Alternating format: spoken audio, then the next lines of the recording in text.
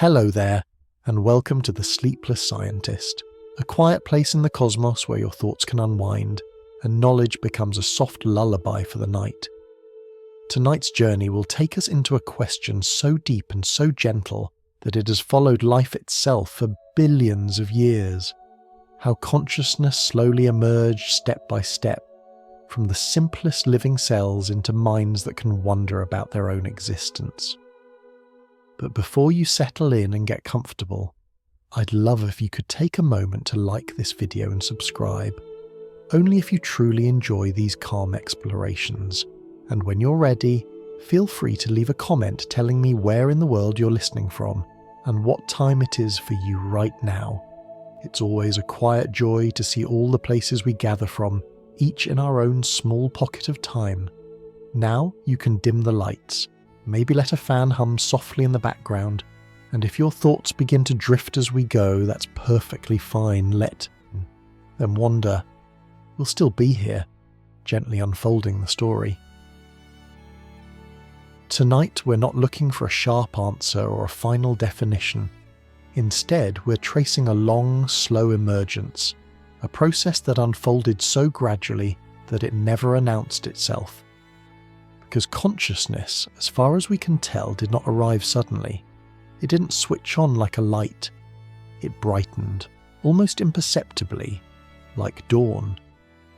There is a poetic idea, one you may have heard before, that at some moment in the history of life, the universe became aware of itself, not in a brain, not in a neuron, but in something far simpler. Imagine a single cell, drifting in warm ancient water, long before animals, long before eyes or thoughts, a tiny fragile pocket of chemistry floating with the tides. Now imagine that cell sensing light for the first time, not seeing light, not recognizing it, simply responding to it. A photon strikes a protein embedded in the cell's surface, and that protein changes shape just slightly. That small change triggers another change inside the cell, a chemical shift, a movement, a tiny adjustment in direction. From the outside, nothing remarkable seems to have happened, just chemistry doing what chemistry does. And yet, something quietly unprecedented has occurred. The universe did not merely react, it registered a difference. This is where our question begins. When did feeling begin? When did information processing become experience? When did the lights turn on inside? We know when life began, at least roughly. We can trace the chemistry of the first cells, the way molecules learn to copy themselves, to persist, to compete. But consciousness is a stranger problem. Somewhere between a bacterium responding to sugar and you right now, listening to these words and knowing that you're listening, something new appeared. And it didn't appear all at once. Instead, consciousness seems to have emerged through a long conversation between matter and complexity, between survival and something that slowly began to feel like being. Tonight we're tracing that path, from the first cells that could sense, to the first organisms that could remember, to the first minds that could imagine futures that did not yet exist. Along the way, we may discover that consciousness is not what we usually think it is. Not a thing you possess, not a spark hidden somewhere inside the brain, but an activity, a process, something that happens when matter becomes organized in certain ways and begins, in a sense, to take note of itself. To understand how this could happen, we have to let go of the idea that consciousness suddenly arrived fully formed. There was no single moment when the universe flipped a switch and awareness appeared. Instead, there were countless small steps, each one almost trivial on its own, each one building quietly on the last. The earliest of those steps had nothing to do with thoughts or feelings, they had everything to do with survival. 4 billion years ago, Earth's oceans were filled with molecules colliding, bonding and breaking apart. Most of this chemical chaos meant nothing, but eventually, by chance and time, some molecular arrangements gained an extraordinary ability. They could make more of themselves. Information began to persist, and once information could persist, it could be lost. That single fact changed everything. When something can be lost, sensing the environment becomes more than chemistry. It becomes the difference between continuing and ending. The first cells were simple, but they faced a complex world. Nutrients, toxins, heat, cold, light, darkness. A cell that could not distinguish helpful from harmful did not last long. A cell that could respond differently to different conditions had an advantage.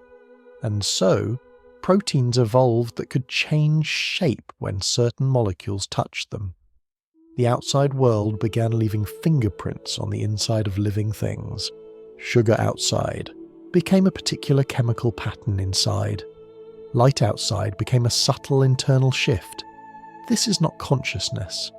There is almost certainly nothing it feels like to be a single cell drifting through ancient water. The lights are still off. There is nobody home, but something essential has begun.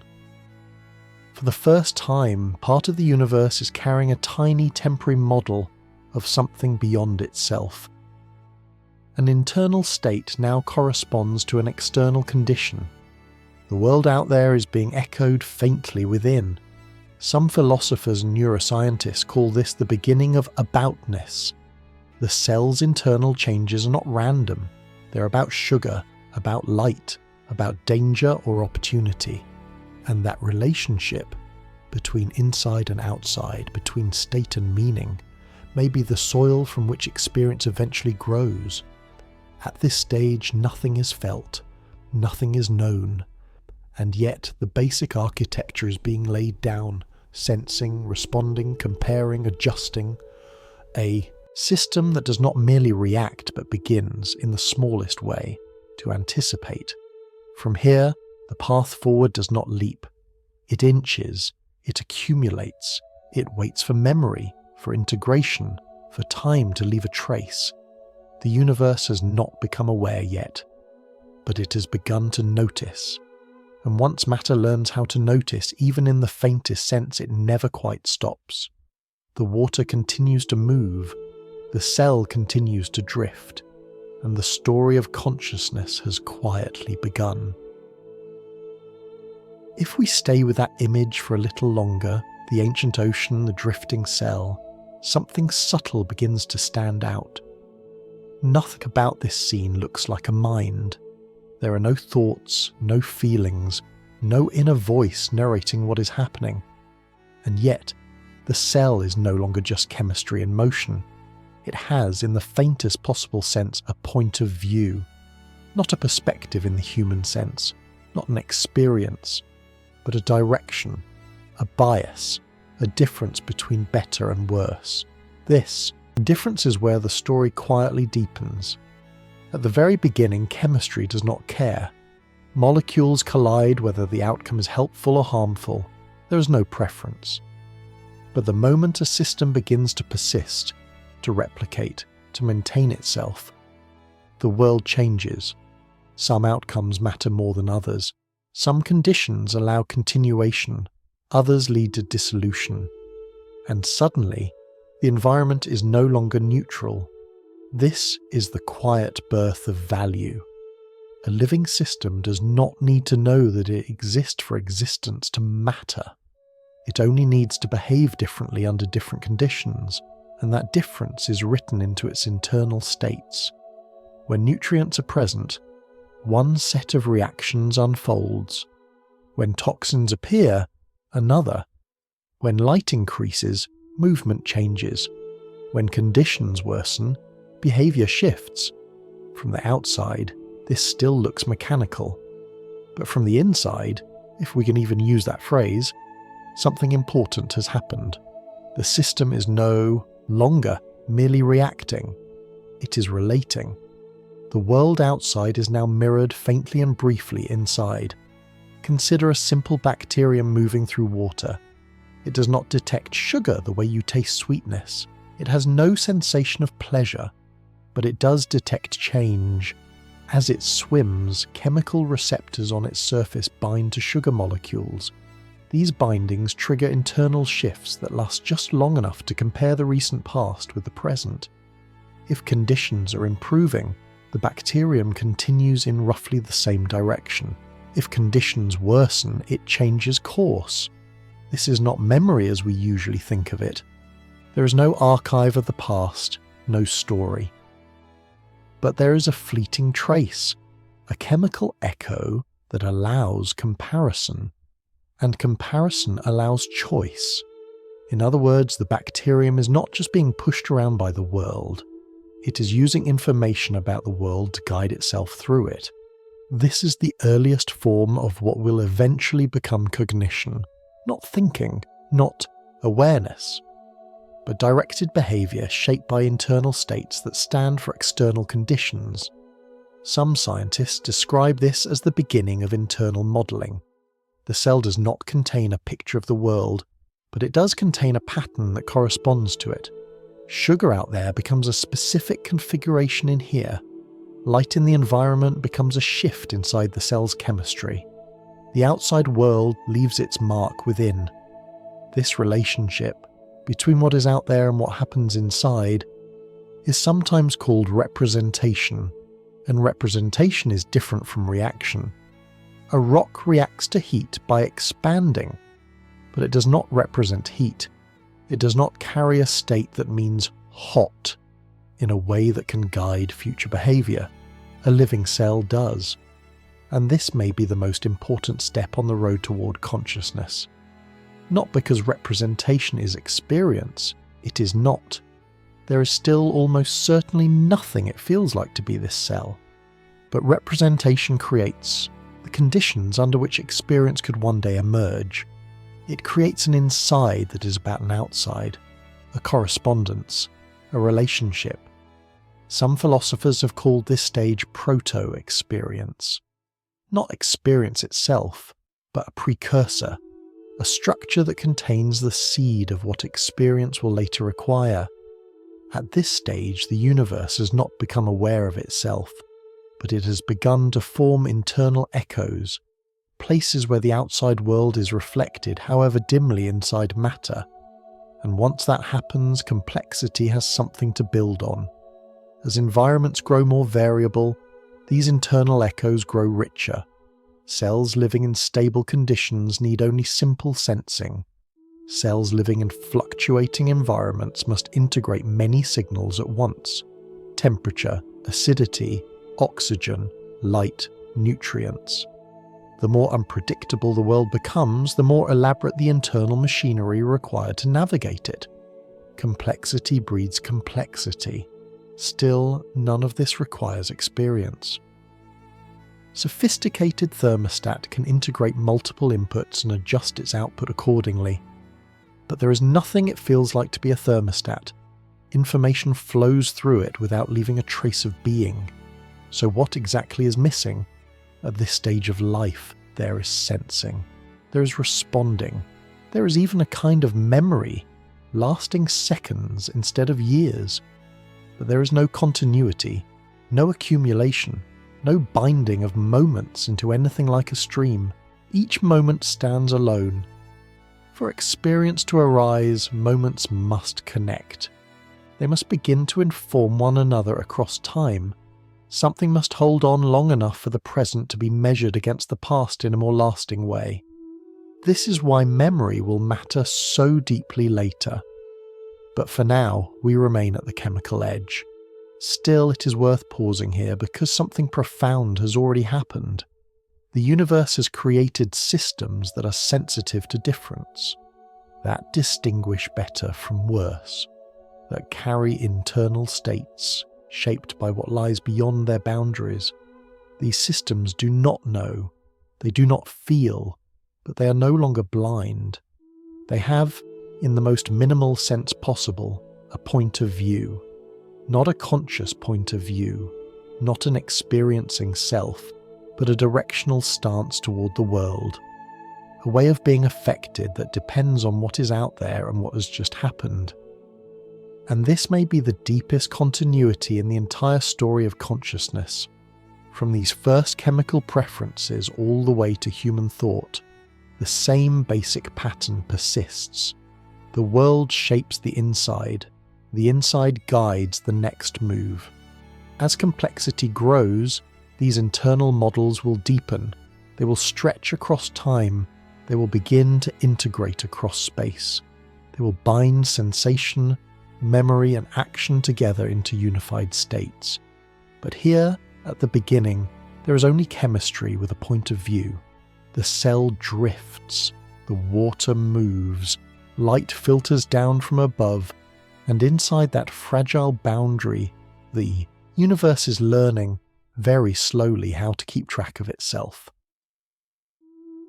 If we remain with these early living systems just a little longer, something quietly remarkable begins to come into focus. The cell we've been following is still unimaginably simple.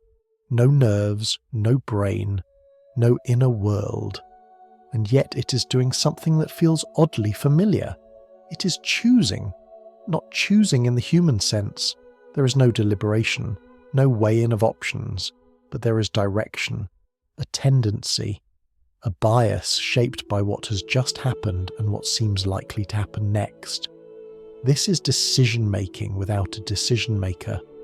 Imagine again a bacterium moving through its watery environment. It does not see sugar. It does not smell it. It has no sensation of sweetness drawing it forward. What it has instead is a system that compares now to a moment ago. Has the concentration of nutrients increased or decreased? Is the situation improving or worsening? If conditions are improving, the bacterium continues more or less straight ahead. If conditions deteriorate, it changes direction and tries again. Over time, this simple rule allows it to climb invisible gradients, finding food with surprising efficiency. From the outside, this looks mechanical. From the inside, if we can even speak of such a thing, it is the first appearance of something like preference, not desire, not pleasure, but orientation. The cell is not pulled towards sugar by attraction. It is guided by internal changes that track whether the world is becoming more favourable or less. And that distinction between improvement and decline is the earliest shadow of meaning. What makes this especially important is that the bacterium is not simply responding to what is present right now. It is responding to change over time. To detect whether things are getting better or worse, it must retain a trace of the recent past. A fleeting chemical memory, lasting only seconds, is enough. This is the simplest possible form of comparison. And comparison is the root of choice. The bacterium does not know it is choosing. But it is not random either. Its behaviour is shaped by a continuous evaluation of conditions. In a very quiet way, it is navigating. This kind of navigation marks a shift from pure reaction to guided action. A falling rock reacts to gravity, but it does not adjust its path based on whether falling is working out well for it. A cell does. And this is why these early systems matter so much for understanding consciousness. Not because they are conscious, but because they establish the scaffolding on which consciousness will eventually be built. Sensing, remembering, however briefly, comparing, acting. These are the same ingredients that will later appear in far richer forms in animals with nervous systems and brains. The difference is not kind, but degree. Still, we must be careful not to go too far.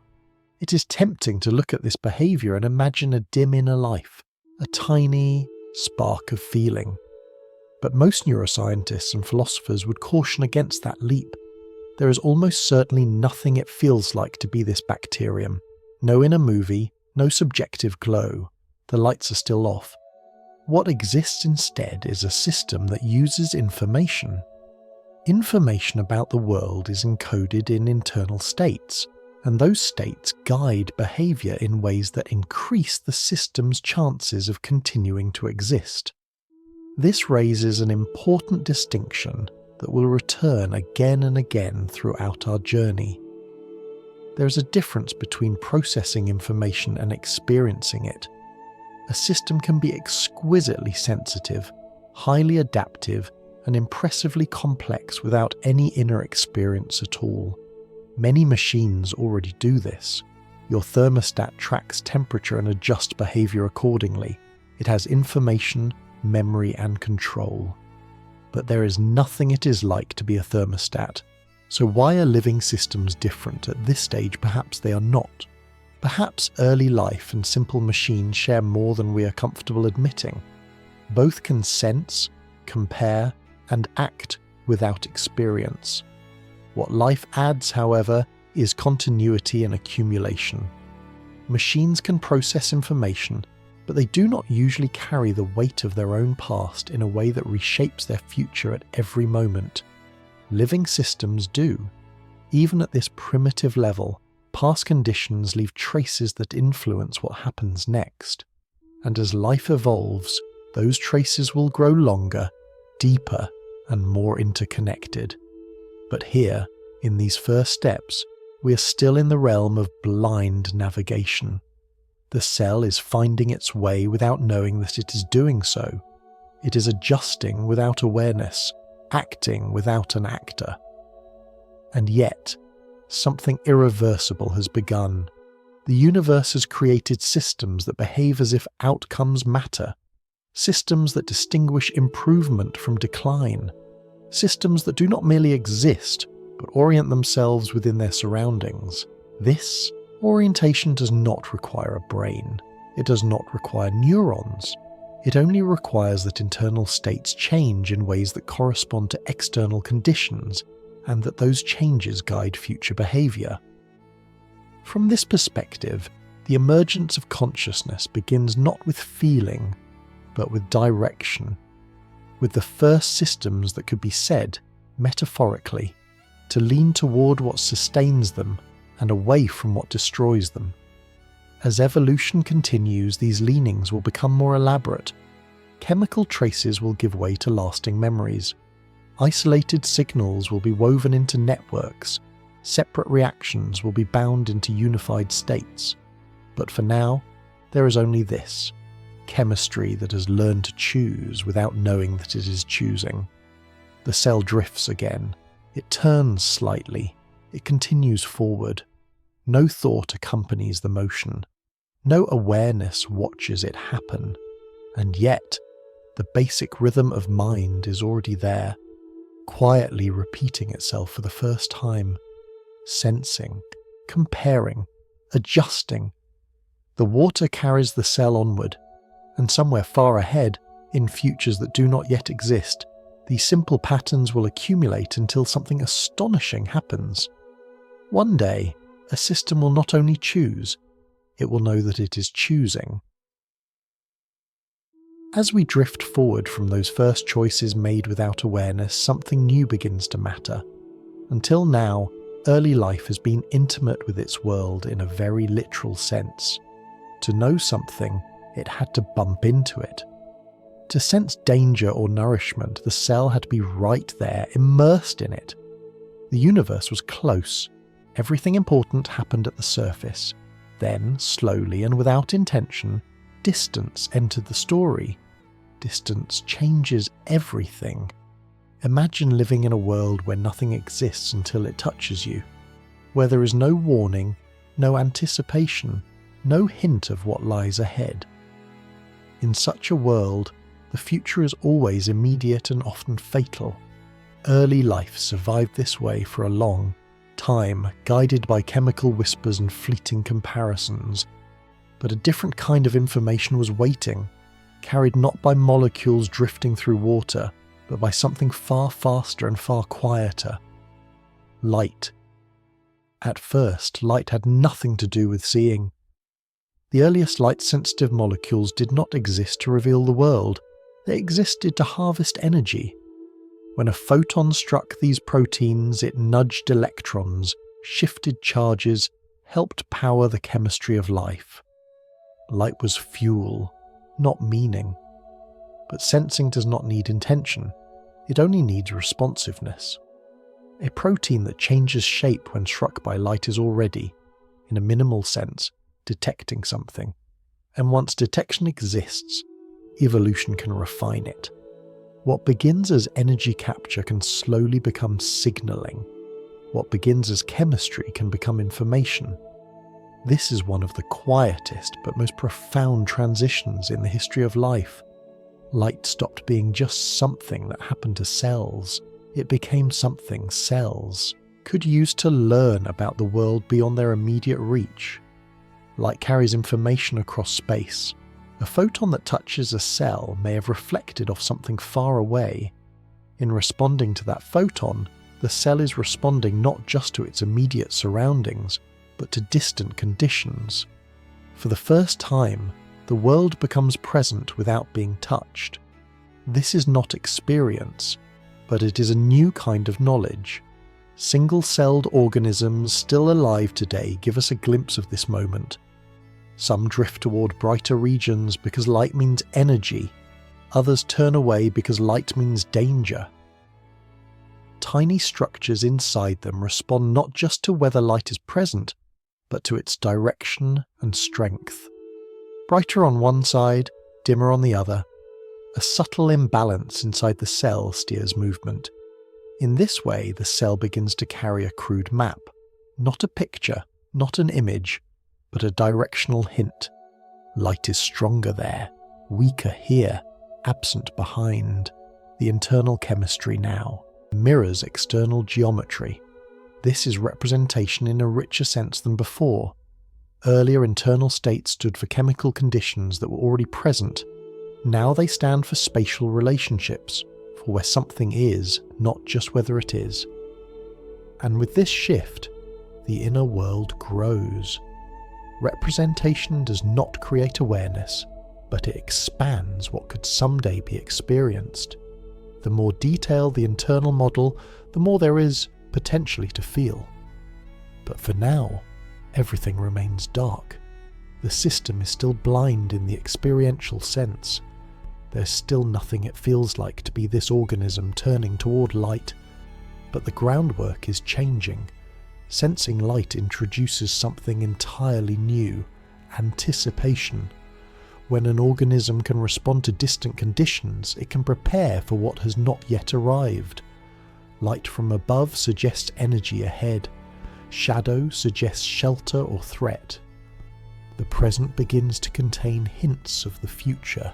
This is the earliest ancestor of imagination. Not imagination as fantasy or thought, but as readiness, as the ability to act now based on what is likely to come next. The organism is no longer trapped entirely in the present moment. It is guided by signals that arrive before consequences. This ability places pressure on integration. Directional information must be combined with movement. Light must be weighed against other cues. Temperature, chemicals, internal state. The world is no longer one-dimensional, it is layered. And as layers accumulate, so does the need to coordinate them. Still, none of this requires neurons. Chemical networks are enough for these early steps, but they are being stretched. The more signals arrive, the more difficult it becomes to keep them separate. The more urgent it becomes to combine them into something coherent. We're approaching the limits of what chemistry alone can comfortably handle. It is tempting to look back at this stage and see the faint glow of awareness as if light, sensing itself, might bring feeling with it. But this is another place where patience matters. Seeing is not enough. Detection is not experience. A camera can detect light, edges, movement, and depth. But there is nothing it is like to be a camera. What is missing is continuity. Nothing lingers. Nothing is held together across moments. Light arrives, chemistry shifts, movement follows, and the moment dissolves. Experience, when it eventually arrives, will require more than signals. It will require binding. Memory. A way for one moment to lean on the last. But light has set the stage. By allowing the world to be known at a distance, it has given internal models more room to grow, more structure, more depth. And with depth comes the possibility of something richer than reaction. The cell drifts again, but now its movement is shaped by something unseen. a brightness it has not touched, a shadow that has not reached it. The future is faintly present. The universe has not yet opened its eyes, but has learned how to sense beyond its skin. And once life learns that the world exists beyond immediate contact, it will never stop trying to bring that distant world inside. As light begins to carry information across space, something subtle but transformative happens inside living systems. The world is no longer just a series of immediate encounters. It starts to acquire shape, direction, structure. And with that structure comes the first hint of something we might recognize as an inner world. Not a world of experience yet, but a world of relationships. When a single-celled organism responds to light coming from one direction more than another, it is doing more than reacting. It is comparing. Light is stronger here, weaker there. This side of the cell is different from that side. Inside the cell, chemical balances tilt ever so slightly, creating an internal asymmetry that mirrors the external one. This is not an image. There is no picture painted inside the cell, but there is a mapping, a correspondence between what lies outside and how the inside is arranged. In other words, the cell is beginning to carry a tiny map of its surroundings. Maps are powerful things. They allow a system to act as if it knows where it is, even without awareness. A map does not need to be seen to be useful. It only needs to guide movement. And at this early stage, guidance is everything. These primitive maps are fleeting. They dissolve as quickly as they form. A change in light produces a change in chemistry, which produces a change in motion, and then the moment is gone. Nothing is stored. Nothing is recalled. But for the duration of that moment, the organism is not just in the world, it is oriented within it. This orientation marks a quiet escalation in complexity. Earlier, internal states stood for chemical conditions like the presence of sugar or toxin. Now they stand for spatial relationships, near and far, bright and dim, above and below. The inner world is gaining dimensions. Still, it is important to resist a common temptation here. It is easy to imagine that once an organism can sense direction, it must somehow feel its way through space. But sensing is not the same as experiencing. A weather vane knows which way the wind blows. A compass aligns with Earth's magnetic field. Neither has a feeling of direction. What these systems share is representation without awareness. Representation is often misunderstood. We tend to think of it as a picture or symbol, something consciously interpreted. But at its most basic level, representation simply means that one state stands in for another. Inside mirrors outside. Pattern echoes pattern.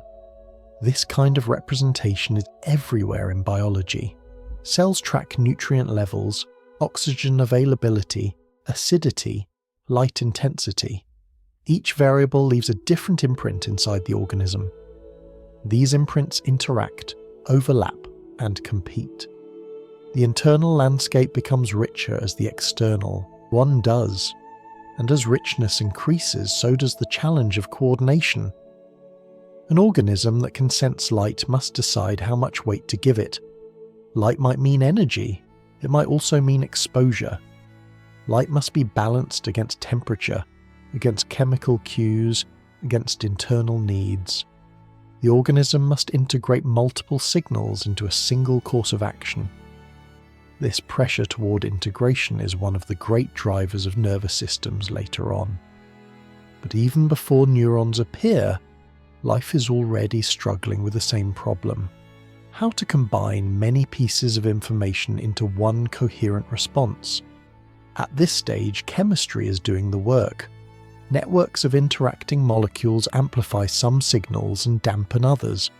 Feedback loops stabilize certain patterns.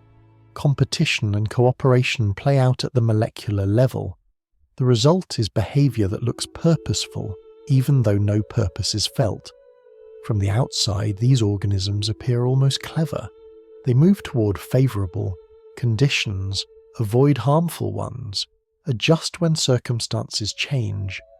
But from the inside there is still no one home, no subject watching the map, no self navigating the terrain.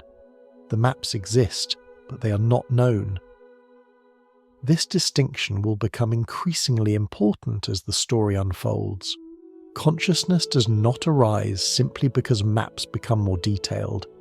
A robot can carry an extremely sophisticated map of its environment, updating it constantly with data from cameras and sensors. But unless something binds those representations into a lived present, the lights remain off. What these early maps provide is possibility. They create internal structure. They allow relationships between signals. They introduce a kind of geometry into the inner life of matter, and geometry is fertile ground for integration. As environments grow more complex, so too must these maps. Light alone is not enough. Shadows can deceive, nutrients fluctuate, temperature shifts, predators appear, prey disappears. The internal model must constantly adapt, weighting signals differently depending on context. This is where simple chemical systems begin to strain. The more variables that must be tracked at once, the more difficult it becomes to coordinate them without specialized structures. The cell can manage a handful of gradients. Beyond that, something more is needed. But even here, in this pre-neural world, the trajectory is clear. Life is moving towards systems that can hold more of the world inside at once, toward richer internal states, toward integration across space. Still, time remains shallow. Each map exists only in the present moment. There is no accumulation, no history, no sense of having been somewhere before. The organism orients itself, acts and moves on, leaving no trace behind. Experience, when it comes, will require more than spatial structure. It will require continuity. A way for one moment to linger into the next. But spatial mapping is a crucial step. Without it, there is nothing to integrate over time, no scene to remember, no world to return to. The organism turns again, guided by a brightness that exists only as a temporary imbalance inside its chemistry. For a moment, the outside world is folded inward. Then the balance shifts, and the map dissolves. Again and again, the world is drawn and erased. The universe is still not aware, but it is practicing, learning how to hold pieces of itself in relation to one another, learning how to organize information in ways that could one day be felt. Tiny maps form and fade, and with each one, the distance between matter and mind grows just a little smaller. As these tiny maps of the world grow more crowded, life begins to face a new kind of problem. It is no longer enough to sense light, chemicals, or temperature one at a time. The world is throwing many signals at once, and responding to each in isolation starts to fail. An organism that moves toward light, without considering danger, may survive one moment and perish the next. An organism that follows nutrients without accounting for heat or acidity may make the wrong choice at the wrong time. What is needed now is not just sensing but coordination. This is where a quiet architectural shift begins to unfold. Not suddenly, and not everywhere at once, but gradually through countless small variations. Some cells begin to specialize. Instead of doing a little bit of everything, certain cells focus on detecting changes. Others focus on contracting, moving, or secreting chemicals. Information begins to flow along preferred paths. These paths are not yet nerves as we know them. They are slower, softer, and more chemical than electrical. But they introduce something new into the living world: connectivity. When signals can travel reliably from one part of a body to another, the organism gains a new power. It can coordinate distant regions. A stimulus at one end can influence behavior at the other. Separate pieces of information can converge before action is taken. This convergence is crucial. Imagine an early multicellular organism, little more than a living sheet drifting and pulsing in shallow water. Light strikes one side, a chemical signal ripples inward. Somewhere else, a different signal arrives, perhaps indicating threat. Without coordination, these signals would trigger conflicting actions. With coordination, they can be weighed together. The organism does not know it is weighing anything, but its structure ensures that some signals amplify each other while others cancel out. The result is behavior that is smoother, more coherent, more effective. This is integration in its earliest form. Integration does not mean experience. It does not mean awareness. It simply means that many influences are brought together before a response occurs. Instead of isolated reactions, the organism begins to act as a whole. This wholeness is an important step. Later theories of consciousness will place enormous emphasis on integration, on the idea that experience arises when information is bound together into unified states. But here, integration is still purely functional. It exists to solve a practical problem, coordinating life across space. At this stage, the organism still has no memory in the human sense. Signals arrive, combine and fade. Nothing is stored for long. There is no inner continuity, no lingering presence of the past. Each coordinated action stands largely on its own. And yet, something is changing. When signals flow through networks rather than isolated paths, patterns begin to emerge. Certain combinations of input occur more often than others. Certain responses prove more successful. Over time, the structure of the network itself shifts, favouring pathways that lead to survival. The organism is beginning to learn, not through thought, but through structure. This kind of learning is slow and silent. It does not require awareness, it does not require feeling, but it allows the system to carry traces of its history forward. The past begins to shape the present in more durable ways. Some scientists have suggested that at this stage, there may have been fleeting hints of something like experience. Not full awareness, not a sense of self, but momentary unowned states where information briefly comes together before dissolving. If such moments existed, they would not have been remembered. They would not have been known.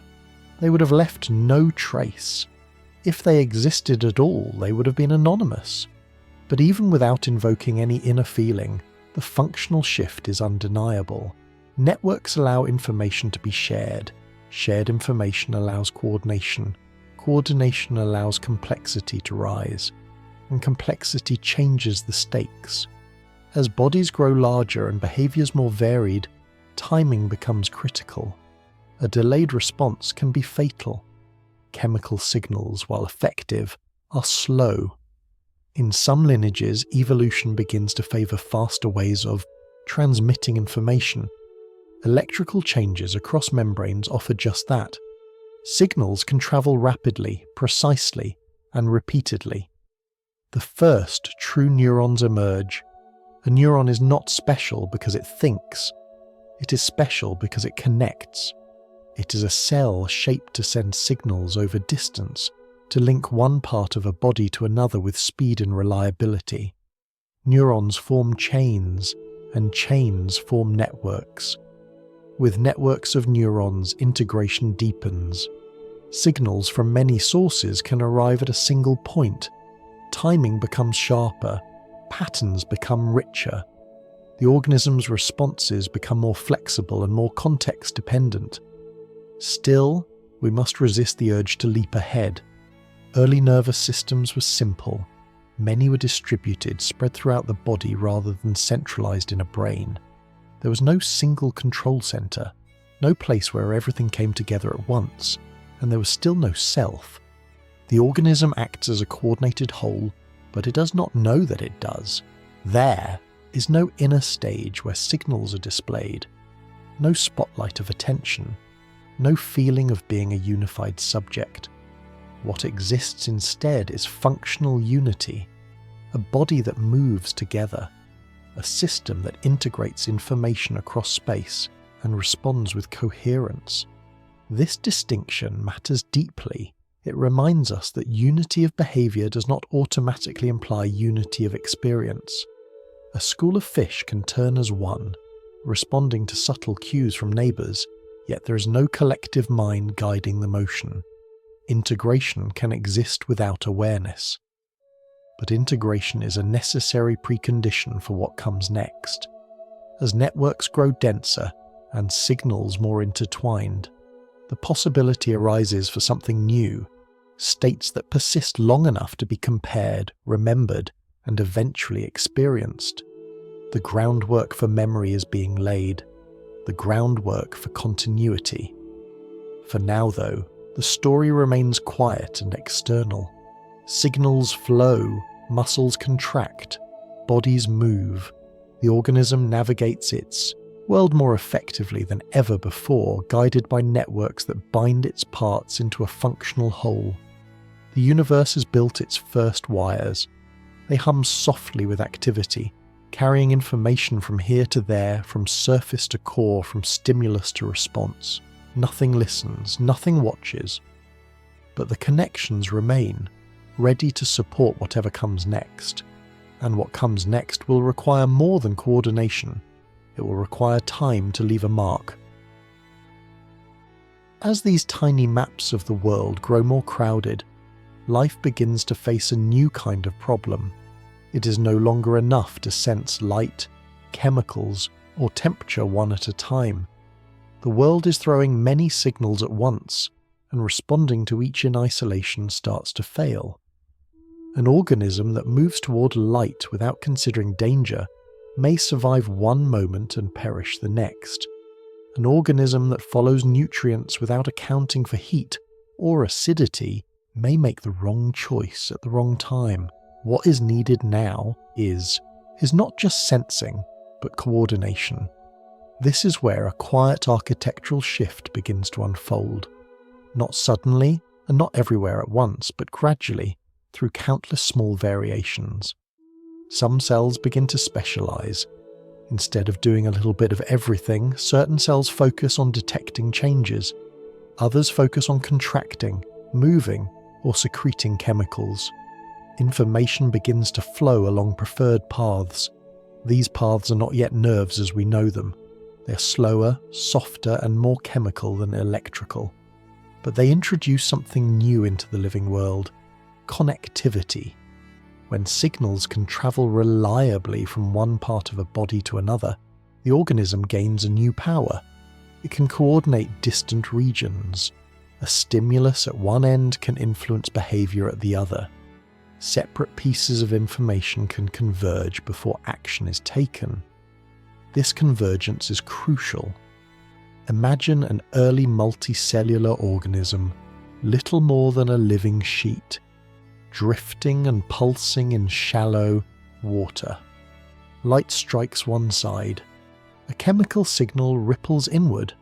Somewhere else, a different signal arrives, perhaps indicating threat. Without coordination, these signals would trigger conflicting actions. With coordination, they can be weighed together. The organism does not know it is weighing anything, but its structure ensures that some signals amplify each other while others cancel out. The result is behavior that is smoother, more coherent, more effective. This is integration in its earliest form. Integration does not mean experience. It does not mean awareness. It simply means that many influences are brought together before a response occurs. Instead of isolated reactions, the organism begins to act as a whole. This wholeness is an important step. Later theories of consciousness will place enormous emphasis on integration, on the idea that experience arises when information is bound together into unified states. But here, integration is still purely functional. It exists to solve a practical problem, coordinating life across space. At this stage, the organism still has no memory in the human sense. Signals arrive, combine, and fade. Nothing is stored for long. There is no inner continuity, no lingering presence of the past. Each coordinated action stands largely on its own, and yet something is changing. When signals flow through networks rather than isolated paths, patterns begin to emerge. Certain combinations of input occur more often than others. Certain responses prove more successful. Over time, the structure of the network itself shifts, favouring pathways that lead to survival. The organism is beginning to learn, not through thought, but through structure. This kind of learning is slow and silent. It does not require awareness. It does not require feeling, but it allows the system to carry traces of its history forward. The past begins to shape the present in more durable ways. Some scientists have suggested that at this stage there may have been fleeting hints of something like experience, not full awareness, not a sense of self, but momentary unowned states where information briefly comes together before dissolving. If such moments existed, they would not have been remembered. They would not have been known. They would have left no trace. If they existed at all, they would have been anonymous. But even without invoking any inner feeling, the functional shift is undeniable. Networks allow information to be shared. Shared information allows coordination. Coordination allows complexity to rise, and complexity changes the stakes. As bodies grow larger and behaviours more varied, timing becomes critical. A delayed response can be fatal. Chemical signals, while effective, are slow. In some lineages, evolution begins to favour faster ways of transmitting information. Electrical changes across membranes offer just that. Signals can travel rapidly, precisely, and repeatedly. The first true neurons emerge. A neuron is not special because it thinks. It is special because it connects. It is a cell shaped to send signals over distance, to link one part of a body to another with speed and reliability. Neurons form chains, and chains form networks. With networks of neurons, integration deepens. Signals from many sources can arrive at a single point. Timing becomes sharper. Patterns become richer. The organism's responses become more flexible and more context-dependent. Still, we must resist the urge to leap ahead. Early nervous systems were simple. Many were distributed, spread throughout the body rather than centralized in a brain. There was no single control center, no place where everything came together at once, and there was still no self. The organism acts as a coordinated whole, but it does not know that it does. There is no inner stage where signals are displayed, no spotlight of attention, no feeling of being a unified subject. What exists instead is functional unity, a body that moves together, a system that integrates information across space and responds with coherence. This distinction matters deeply. It reminds us that unity of behaviour does not automatically imply unity of experience. A school of fish can turn as one, responding to subtle cues from neighbours, yet there is no collective mind guiding the motion. Integration can exist without awareness, but integration is a necessary precondition for what comes next. As networks grow denser and signals more intertwined, the possibility arises for something new, states that persist long enough to be compared, remembered, and eventually experienced. The groundwork for memory is being laid, the groundwork for continuity. For now, though, the story remains quiet and external. Signals flow, muscles contract, bodies move. The organism navigates its world more effectively than ever before, guided by networks that bind its parts into a functional whole. The universe has built its first wires. They hum softly with activity, carrying information from here to there, from surface to core, from stimulus to response. Nothing listens, nothing watches, but the connections remain, ready to support whatever comes next. And what comes next will require more than coordination. It will require time to leave a mark. With the world now shaped into scenes of edges, surfaces, and motion, a new problem quietly emerges. Seeing alone is not enough. A scene that vanishes the instant it changes is difficult to live in.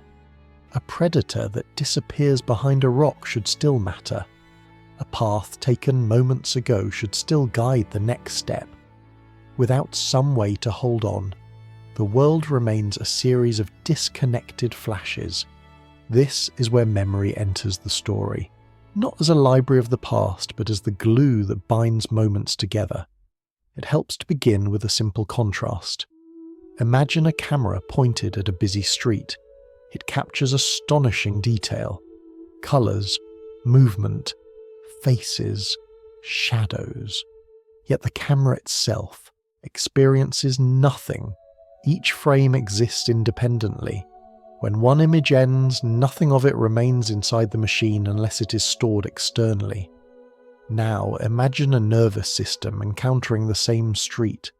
Light strikes the eyes, signals ripple inward, patterns form. But unlike the camera, these patterns do not vanish instantly. Activity lingers. Some signals fade slowly, others reinforce one another. Traces remain long enough for one moment to influence the next. This lingering is everything. Memory, in its most basic form, is not about recalling the distant past. It is about allowing the immediate past to still be present. It is the difference between a spark and a flame. A spark flashes and disappears. A flame endures. When neural activity can persist even briefly, the present thickens. What is happening now is shaped by what just happened. Comparison becomes possible. Change can be detected not just across space but across time. This is the quiet transformation that turns sensation into something closer to experience. Earlier, a cell could compare chemical conditions over seconds, but those comparisons were narrow and fleeting. With nervous systems capable of holding patterns longer, comparisons become richer. The organism can begin to notice continuity. It can act as if the world has a history. At first, this memory is short-lived. Fractions of a second, a few seconds at most. But even this is enough to alter behaviour profoundly.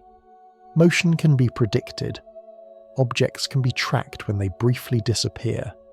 Sounds can be grouped into sequences rather than isolated bursts. The world begins to flow rather than flicker. This flow is essential for experience. Without it, there is no sense of now stretching beyond an instant, no temporal window within which events can relate to one another, no stage on which anything could feel like it is happening. And yet, even here, we must be careful. Memory does not automatically create consciousness. Many systems can store information over time without any inner life. Your computer remembers files, your phone tracks locations, but there is nothing it feels like to be your phone recalling yesterday's steps. What matters is not storage alone, but integration over time. When memory traces are woven into ongoing processing, the system begins to carry itself forward. Past states shape present ones continuously, not just when queried. The organism does not look up its history, it lives within it. This is a subtle but profound distinction. In biological systems, memory is not separate from action. It is embedded in the very structure of the network. Connections strengthen or weaken based on what has happened before. The past is written into the system's tendencies. The organism becomes, in a real sense, its own history. As memory deepens, continuity emerges. The organism is no longer a series of independent moments. It is a process unfolding through time, and continuity is one of the core ingredients of experience. Experience as we know it is not a point, it is a span, a flowing window in which past, present, and anticipated future overlap. Memory creates that window. With this window, the world gains stability. Objects persist even when not directly sensed. events are linked into sequences, causes and effects begin to make sense. The organism can learn not just that something happened, but that it tends to happen after something else. Learning, in this sense, is memory extended into expectation. Still, there is no self here, no one remembering. Memory exists without ownership. Traces shape behaviour, but they are not yet claimed as mine. Experience, if it exists at all, would be anonymous, happening without a subject. But anonymity does not mean absence. Some scientists have suggested that this stage may mark the earliest point at which something like experience could flicker into existence. Not rich experience, not reflective awareness, but momentary, unclaimed states in which information is briefly bound across time before dissolving. If such moments occurred, they would have left no record. They would not have been remembered. They would not have been known. They would simply have happened and then vanished. Whether or not we choose to call this experience is a matter of definition. What matters more is the structural shift that makes experience possible at all. Memory has turned time into a dimension the nervous system can work with. From here on, complexity accelerates. As memory grows longer and more layered, organisms gain the ability to recognize patterns across minutes, hours, and eventually years. They can form expectations, anticipate outcomes, and adjust behavior based on distant consequences. The present becomes informed by a deep past. This depth transforms the inner world.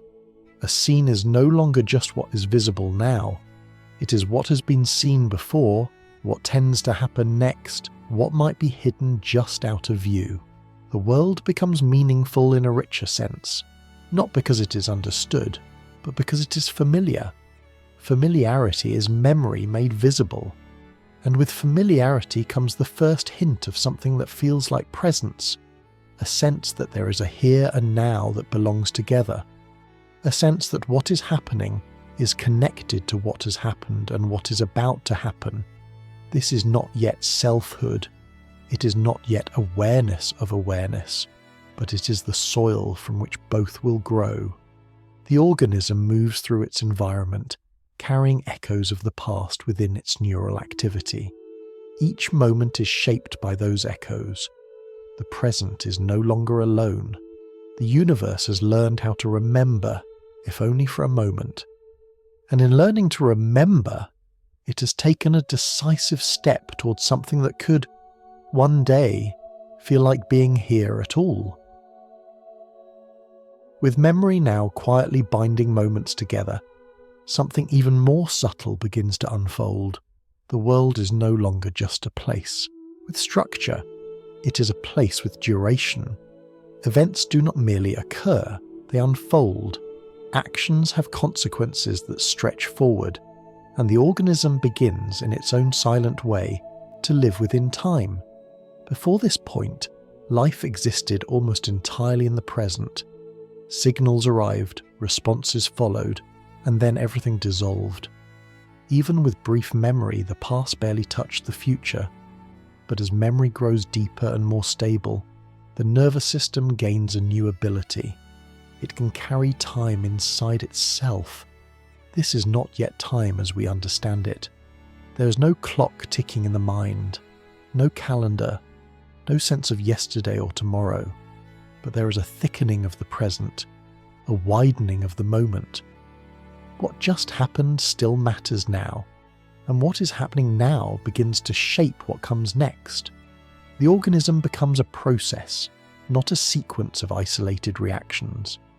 At this stage, memory is no longer just a trace. It is becoming a structure. Connections that are activated together tend to remain linked. Patterns that occur repeatedly leave stronger imprints. The nervous system slowly reshapes itself based on its own history. The past is no longer something that fades away. It becomes something that accumulates. This accumulation is transformative.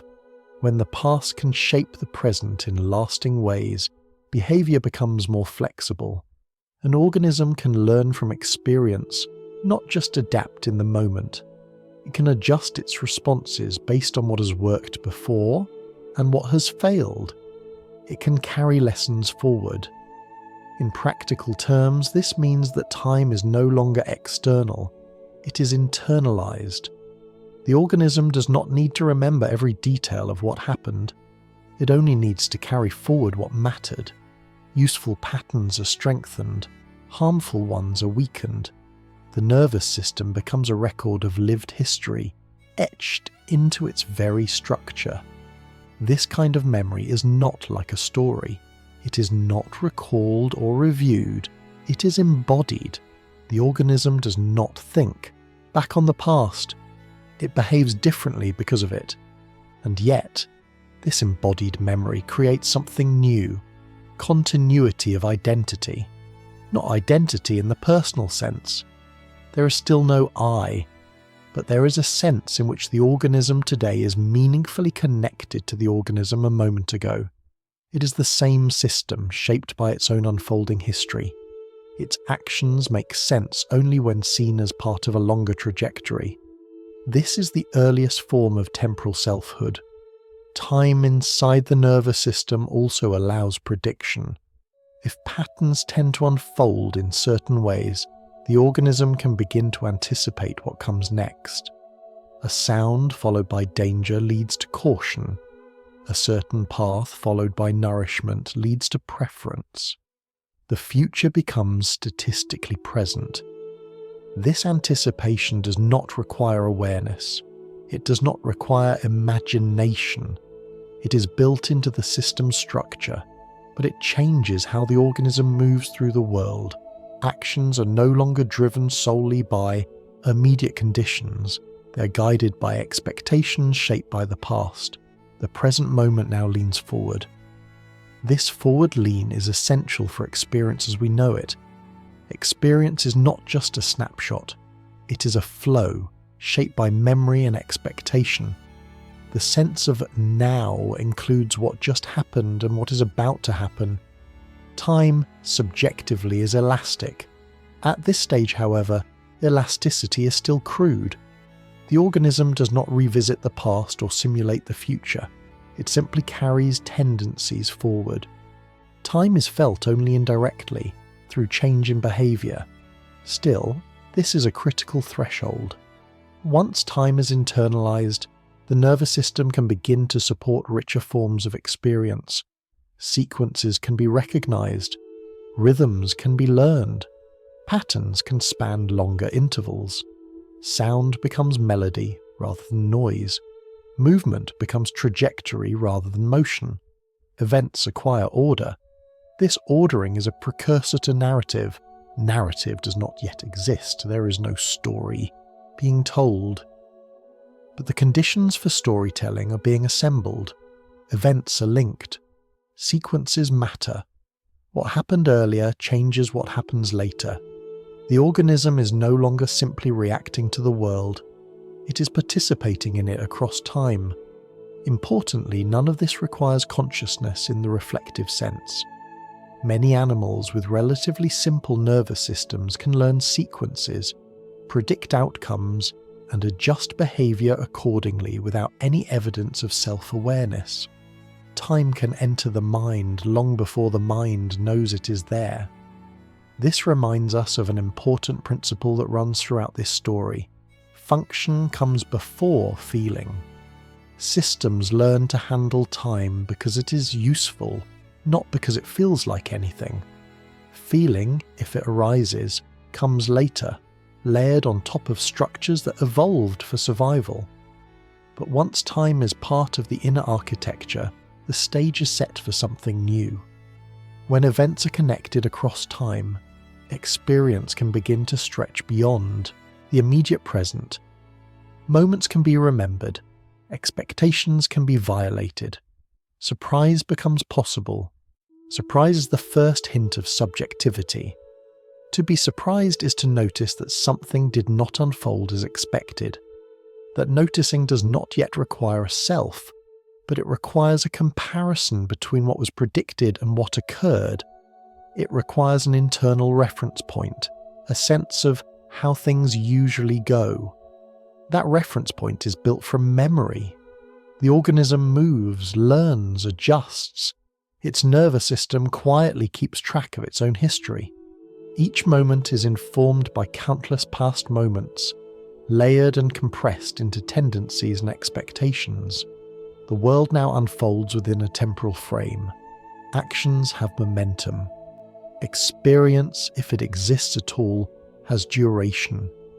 The universe has learned how to carry time within itself, and once time enters the mind, even in this rudimentary way, the path towards selfhood becomes inevitable.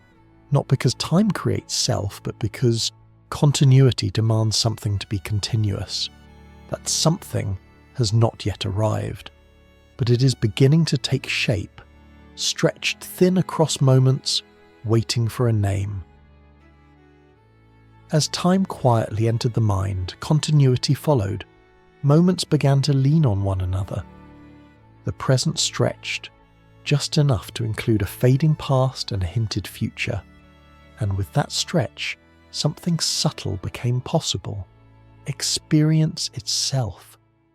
But before we imagine a self waking up inside this continuity, we need to pause. Because there is a surprising idea that changes how we think about the beginning of experience. An idea that feels strange at first, but becomes gentler the longer you sit with it. What if experience did not begin with a someone? What if feeling came first and ownership came later? It is natural to assume that experience must belong to an experiencer, that there must be a subject behind every sensation, a me at the centre of every moment. But when we trace the story carefully, that assumption begins to look like a projection backward.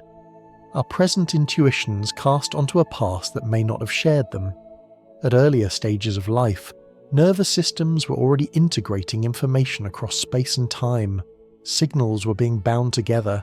Memory was allowing moments to flow. The world was being modelled internally with increasing richness. All the structural ingredients for experience were quietly assembling. And yet, there was still no self, no inner narrator, no sense of this is happening to me, no boundary separating a subject from the stream of events. If experience existed at all, it may have existed without a centre.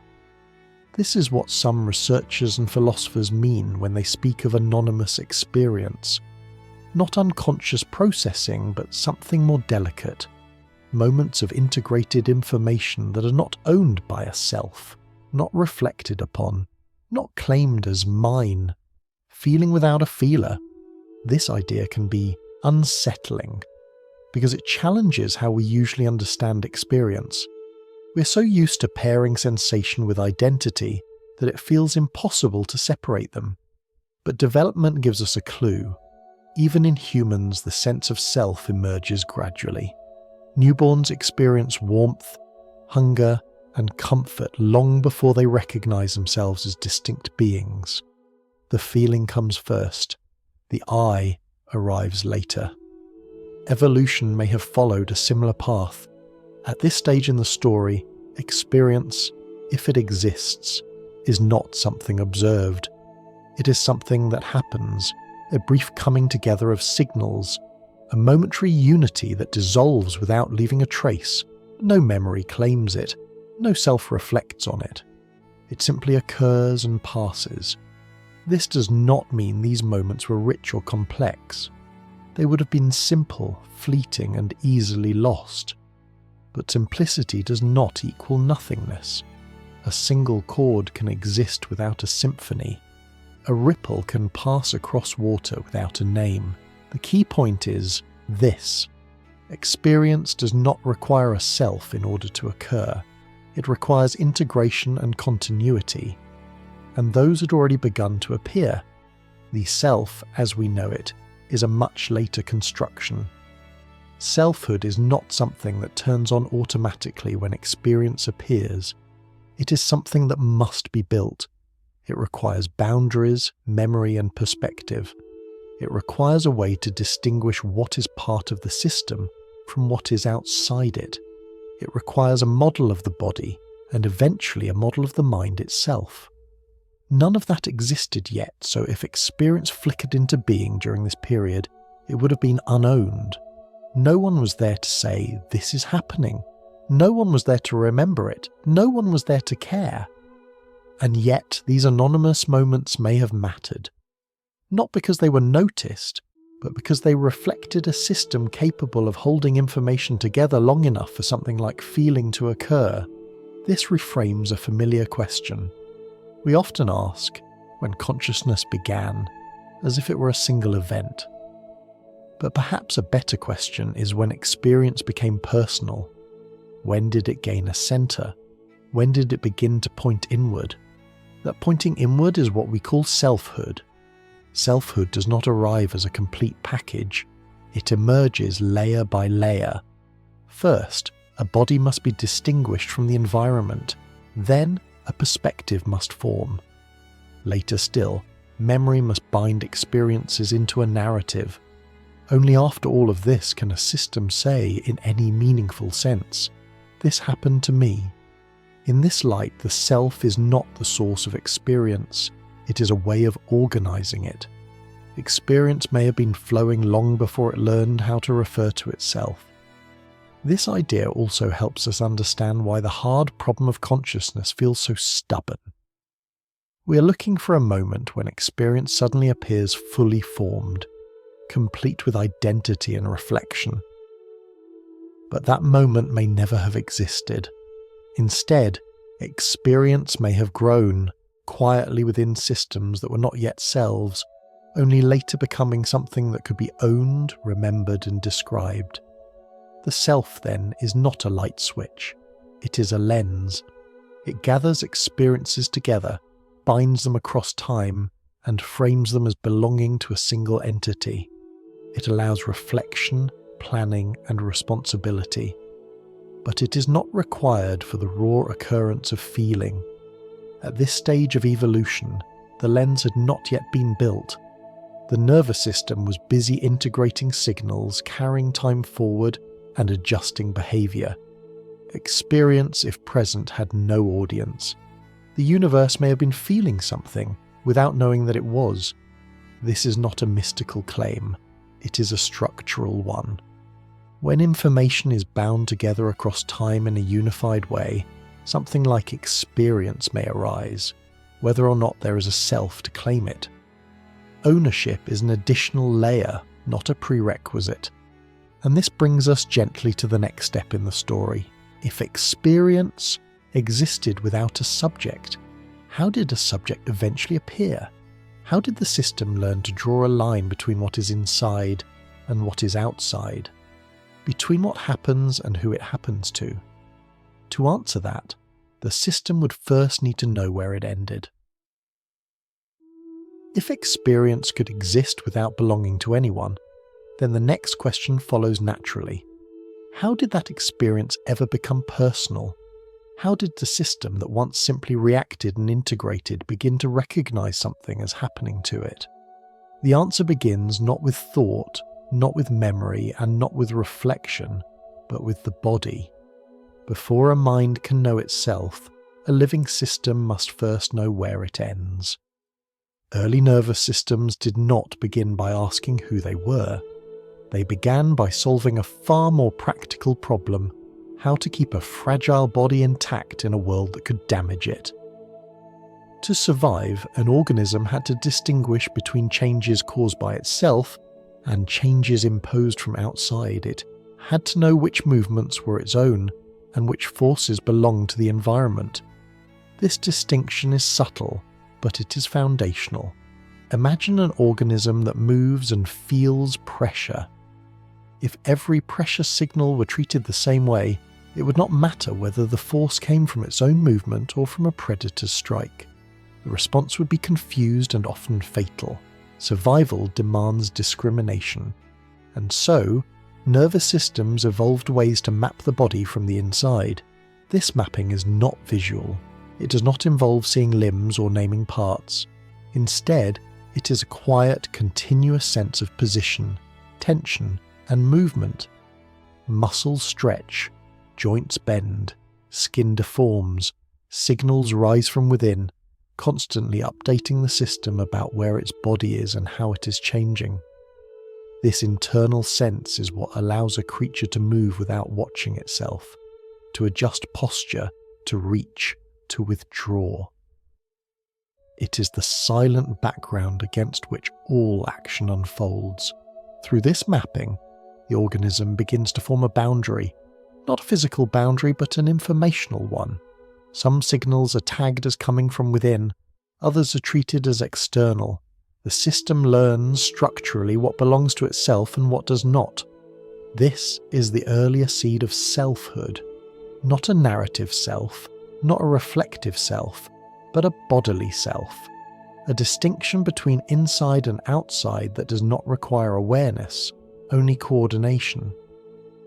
At this stage, the organism still does not think, "This is my body." There is no ownership in the human sense, but there is a functional separation. Movements caused by internal commands are predicted and dampened. Unexpected forces trigger heightened responses. The nervous system begins to recognize its own actions by their expected consequences. This ability to predict the sensory outcomes of one's own movements is crucial. When an organism moves, it generates signals. But if those signals were treated as external events, the system would be overwhelmed by its own activity. Prediction allows self-generated sensations to be filtered out, leaving room to detect truly novel changes. In this way, the body becomes familiar. Familiarity does not require reflection. It arises from repetition and prediction. Signals that match expectation fade into the background. Signals that violate expectation stand out, and standing out is the beginning of attention. As bodily maps become more refined, the organism gains a stable sense of orientation. It knows, implicitly, where it is in space, not in absolute terms but relative to itself, forward and backward, left and right, near and far. The world becomes organised around a point of reference. That reference point is not yet an eye, but it is something like a centre. Perspective begins here.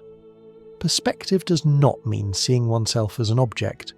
It means that experiences are organised relative to a particular location in space. Sounds are louder on one side, touch occurs at a specific surface.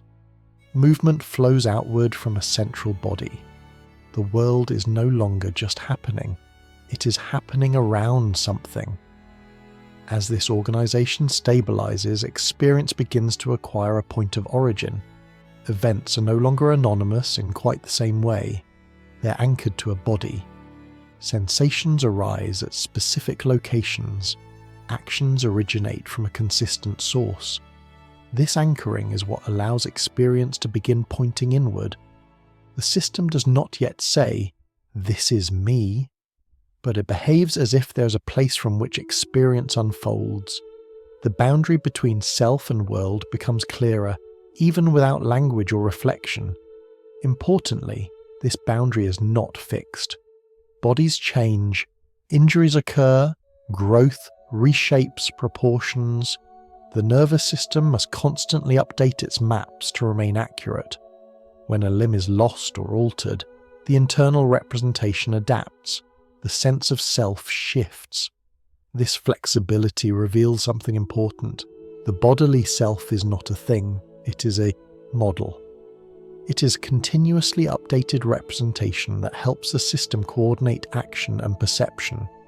It exists to serve function, not to declare identity. But identity will later grow from it.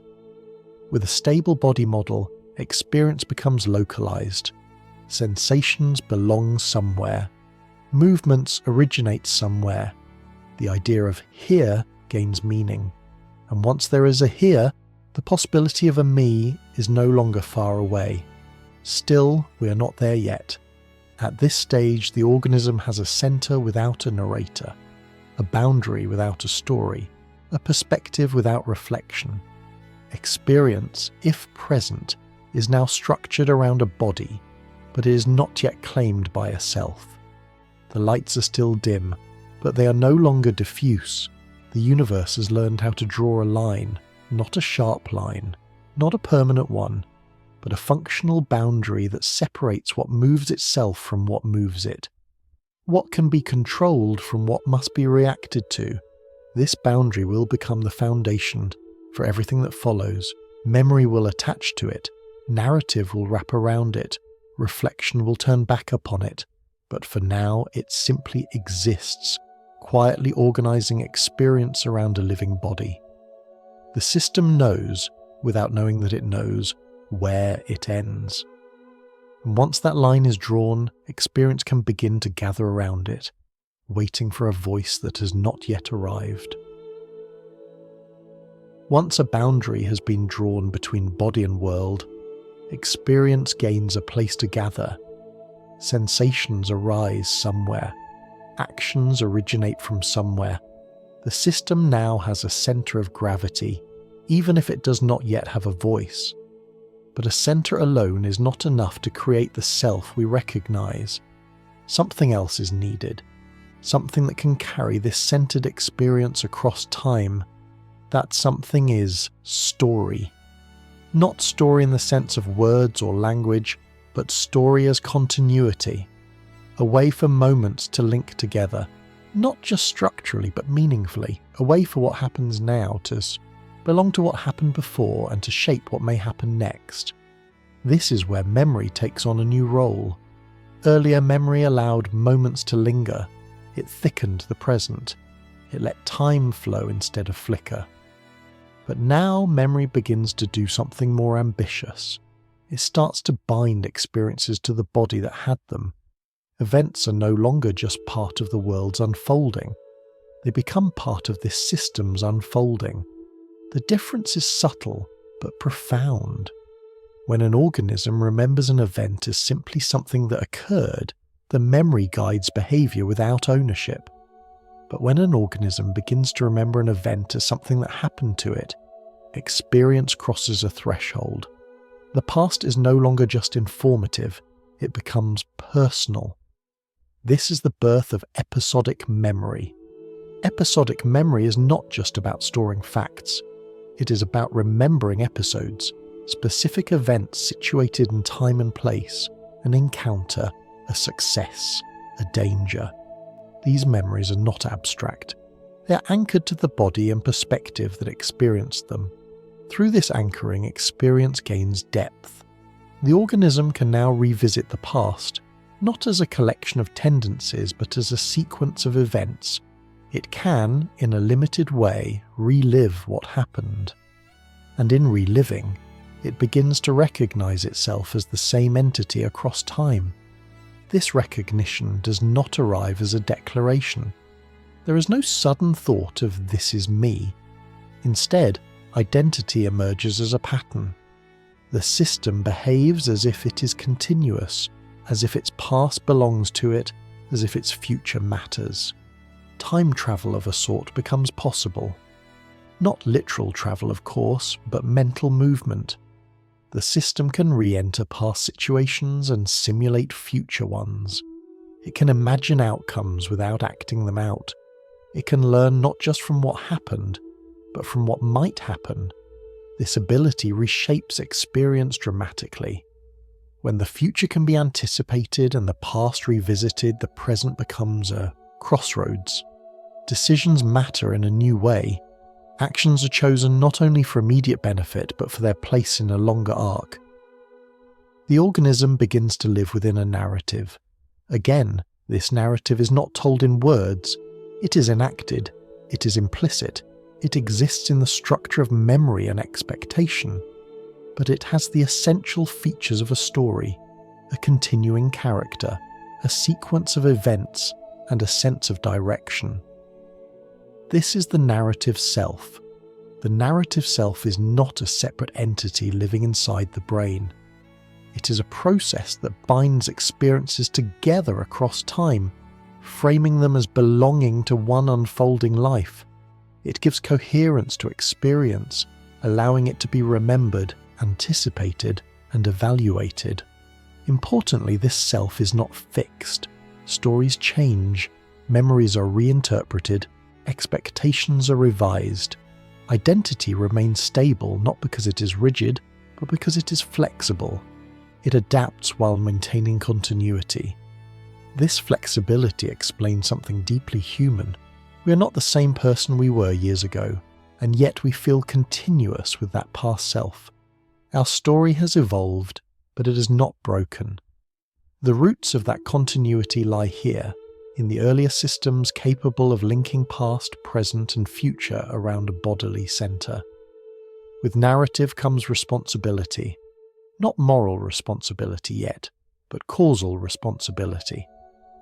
Actions are now understood as belonging to the same agent over time. What happens later can be traced back to what happened earlier. Consequences connect to choices. This connection deepens experience.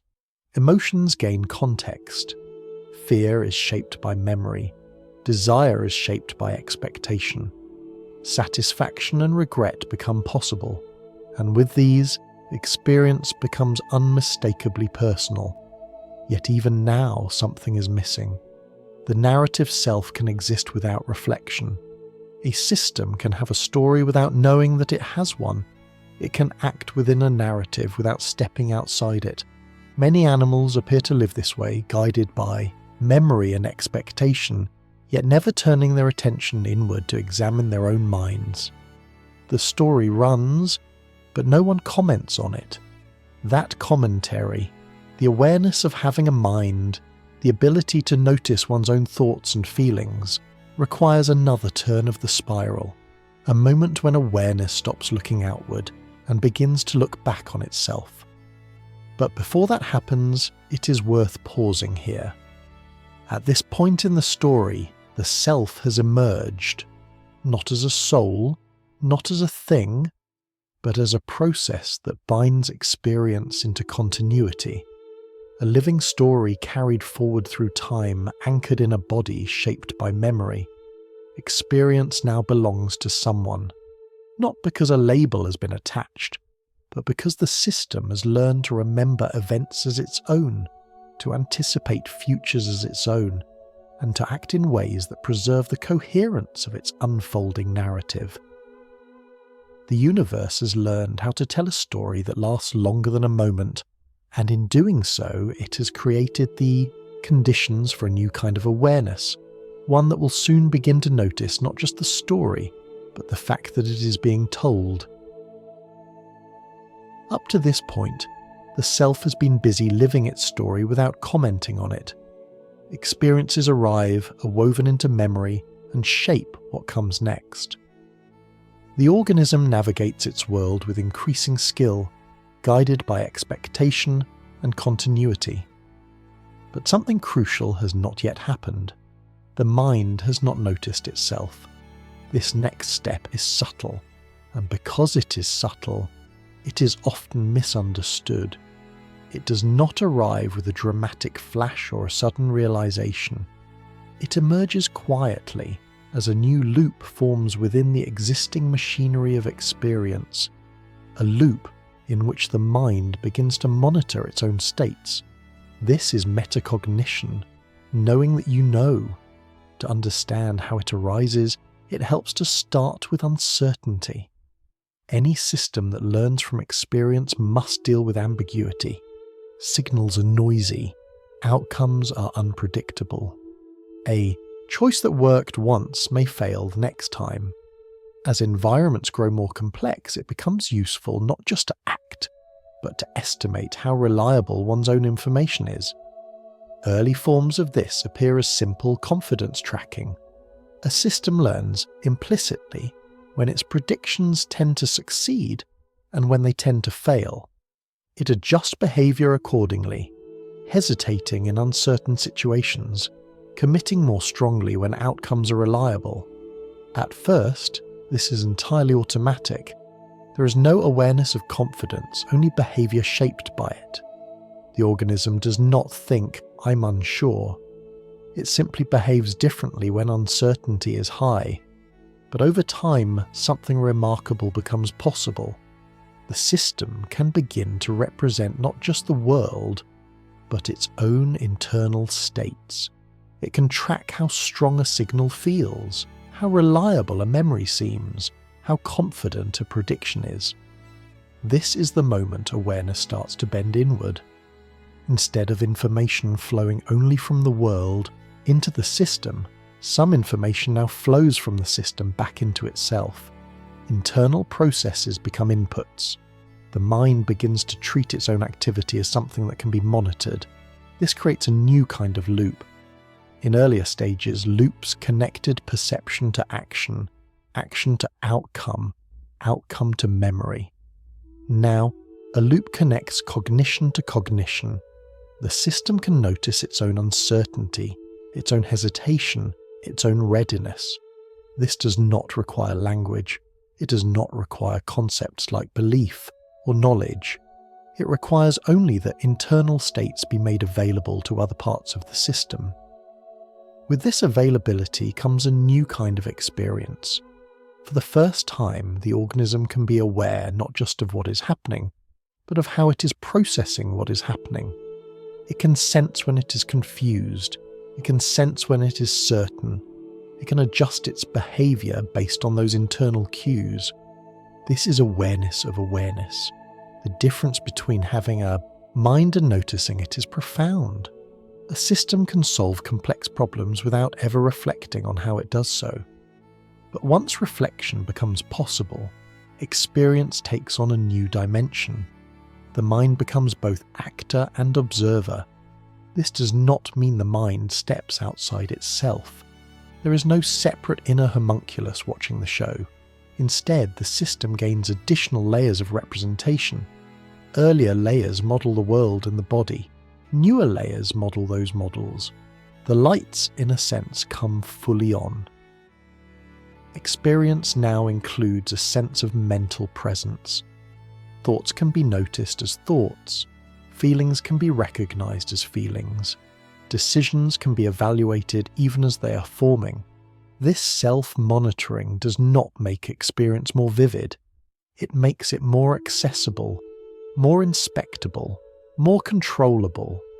And with control comes responsibility in a deeper sense. The organism can now adjust its own strategies deliberately. It can choose to wait, to double-check, to abandon a course of action, not because it failed, but because it feels uncertain. This ability marks a turning point in the evolution of consciousness. The mind is no longer just a place where things happen. It is a place where processes are observed and guided. The narrative self gains a commentator. Still, it is important to note what this stage does not bring. It does not create perfect insight. Metacognition is limited and often flawed. Humans, with all our reflective capacity, regularly misunderstand our own motives and beliefs. Awareness of awareness does not guarantee accuracy. What it does provide is flexibility. By monitoring internal states, the system can adapt more rapidly. It can learn not just from outcomes, but from patterns in its own thinking. It can recognize when a strategy tends to fail and adjust before failure occurs. This recursive loop also deepens the sense of self. The organism no longer experiences itself only as a body moving through time or as a story unfolding. It experiences itself as a mind having experiences. This is the beginning of introspection. Introspection does not arrive fully formed. It starts as a faint signal, an internal whisper that something is uncertain, or clear, or familiar. Over time, this whisper grows louder and more detailed. The mind learns to attend to it, but attending to internal states introduces a new challenge. The more the mind looks inward, the more it can become tangled in its own representations. Reflection can clarify, but it can also distort. It can amplify fears, reinforce errors, and create loops that spin without resolution. This is the price of self-awareness. Nevertheless, the emergence of metacognition represents a qualitative shift. Experience is no longer just something that happens. It is something that can be noticed happening. The organism now lives not only within its story, but alongside it. The universe has learned how to look back at itself. Not fully, not perfectly, but enough to know that something is going on inside. And once that inward glance exists, another transformation becomes possible. If the mind can monitor its own states, it can begin to label them, share them, and shape them through symbols. The next step in this journey will give consciousness a voice. Once awareness begins to notice itself, a new possibility quietly opens. If the mind can observe its own states, then those states can, in principle, be shaped. They can be organized, stabilized, and shared. This is where language enters the story, not as a simple tool for communication, but as a force that transforms the structure of experience itself. It is important to begin with the distinction that often gets blurred. Communication is ancient. Cells signal to one another. Animals warn, court, threaten, and coordinate through sounds, gestures, colours, and chemicals. Communication moves information between organisms. Language does something more. Language builds symbols. A symbol is not just a signal. It does not merely trigger a response. It stands for something. It points beyond itself. A sound, a mark, or a gesture comes to represent an object, an action, a feeling, or even an idea that is not present. This ability to let one thing stand in for another changes the inner world dramatically. Before language, experience flows. Sensations arise and pass. Memories echo and fade. Even with metacognition, awareness of internal states is fleeting and often vague. Feelings can be sensed, but they are difficult to hold still. Thoughts come and go like weather. Language slows this flow. By attaching symbols to experiences, the mind gains something like handles. Feelings can be named. Thoughts can be revisited.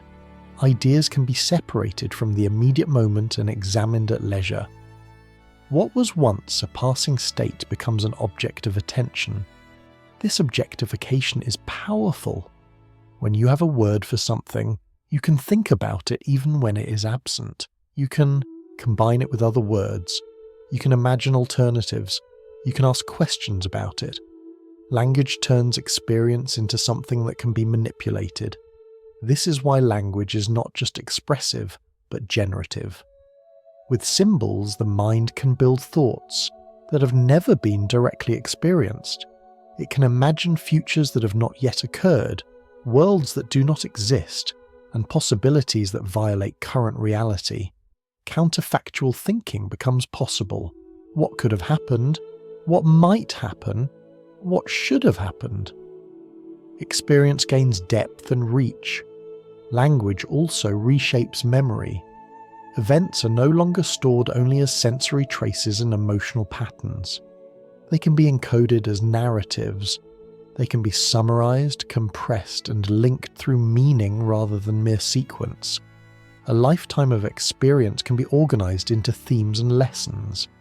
This narrative compression makes reflection easier. The mind can review its past without reliving every detail. It can extract patterns. It can draw conclusions. In doing so, the narrative self becomes more explicit. Earlier, the self existed as a story that ran quietly in the background. Now the story can be told, and once it can be told, it can be edited. Identity becomes something that can be described, defended, revised, and sometimes reinvented. Language gives consciousness a voice, but that voice is not neutral. By turning processes into symbols, language subtly shifts how we understand our own experience. Fluid, ongoing activities are frozen into nouns. Feelings become things. Thoughts become objects. The continuous stream of awareness is carved into discrete pieces. This carving is useful. It allows analysis and planning. but it also introduces distortion. When we speak of a belief, a desire, or a thought, it can feel as though these are stable entities sitting inside the mind. In reality, they are patterns of activity, constantly changing and interacting. Language makes them appear more solid than they are. This can lead to confusion. We may begin to treat the mind as a container filled with contents, rather than as a process unfolding in time. Consciousness becomes imagined as a place rather than an activity. The self becomes imagined as an object rather than a story. These intuitions are not mistakes so much as side effects. Language evolved to help us coordinate, plan, and reflect. It did not evolve to give us a perfectly accurate picture of our own minds. As a result, it biases our metaphors.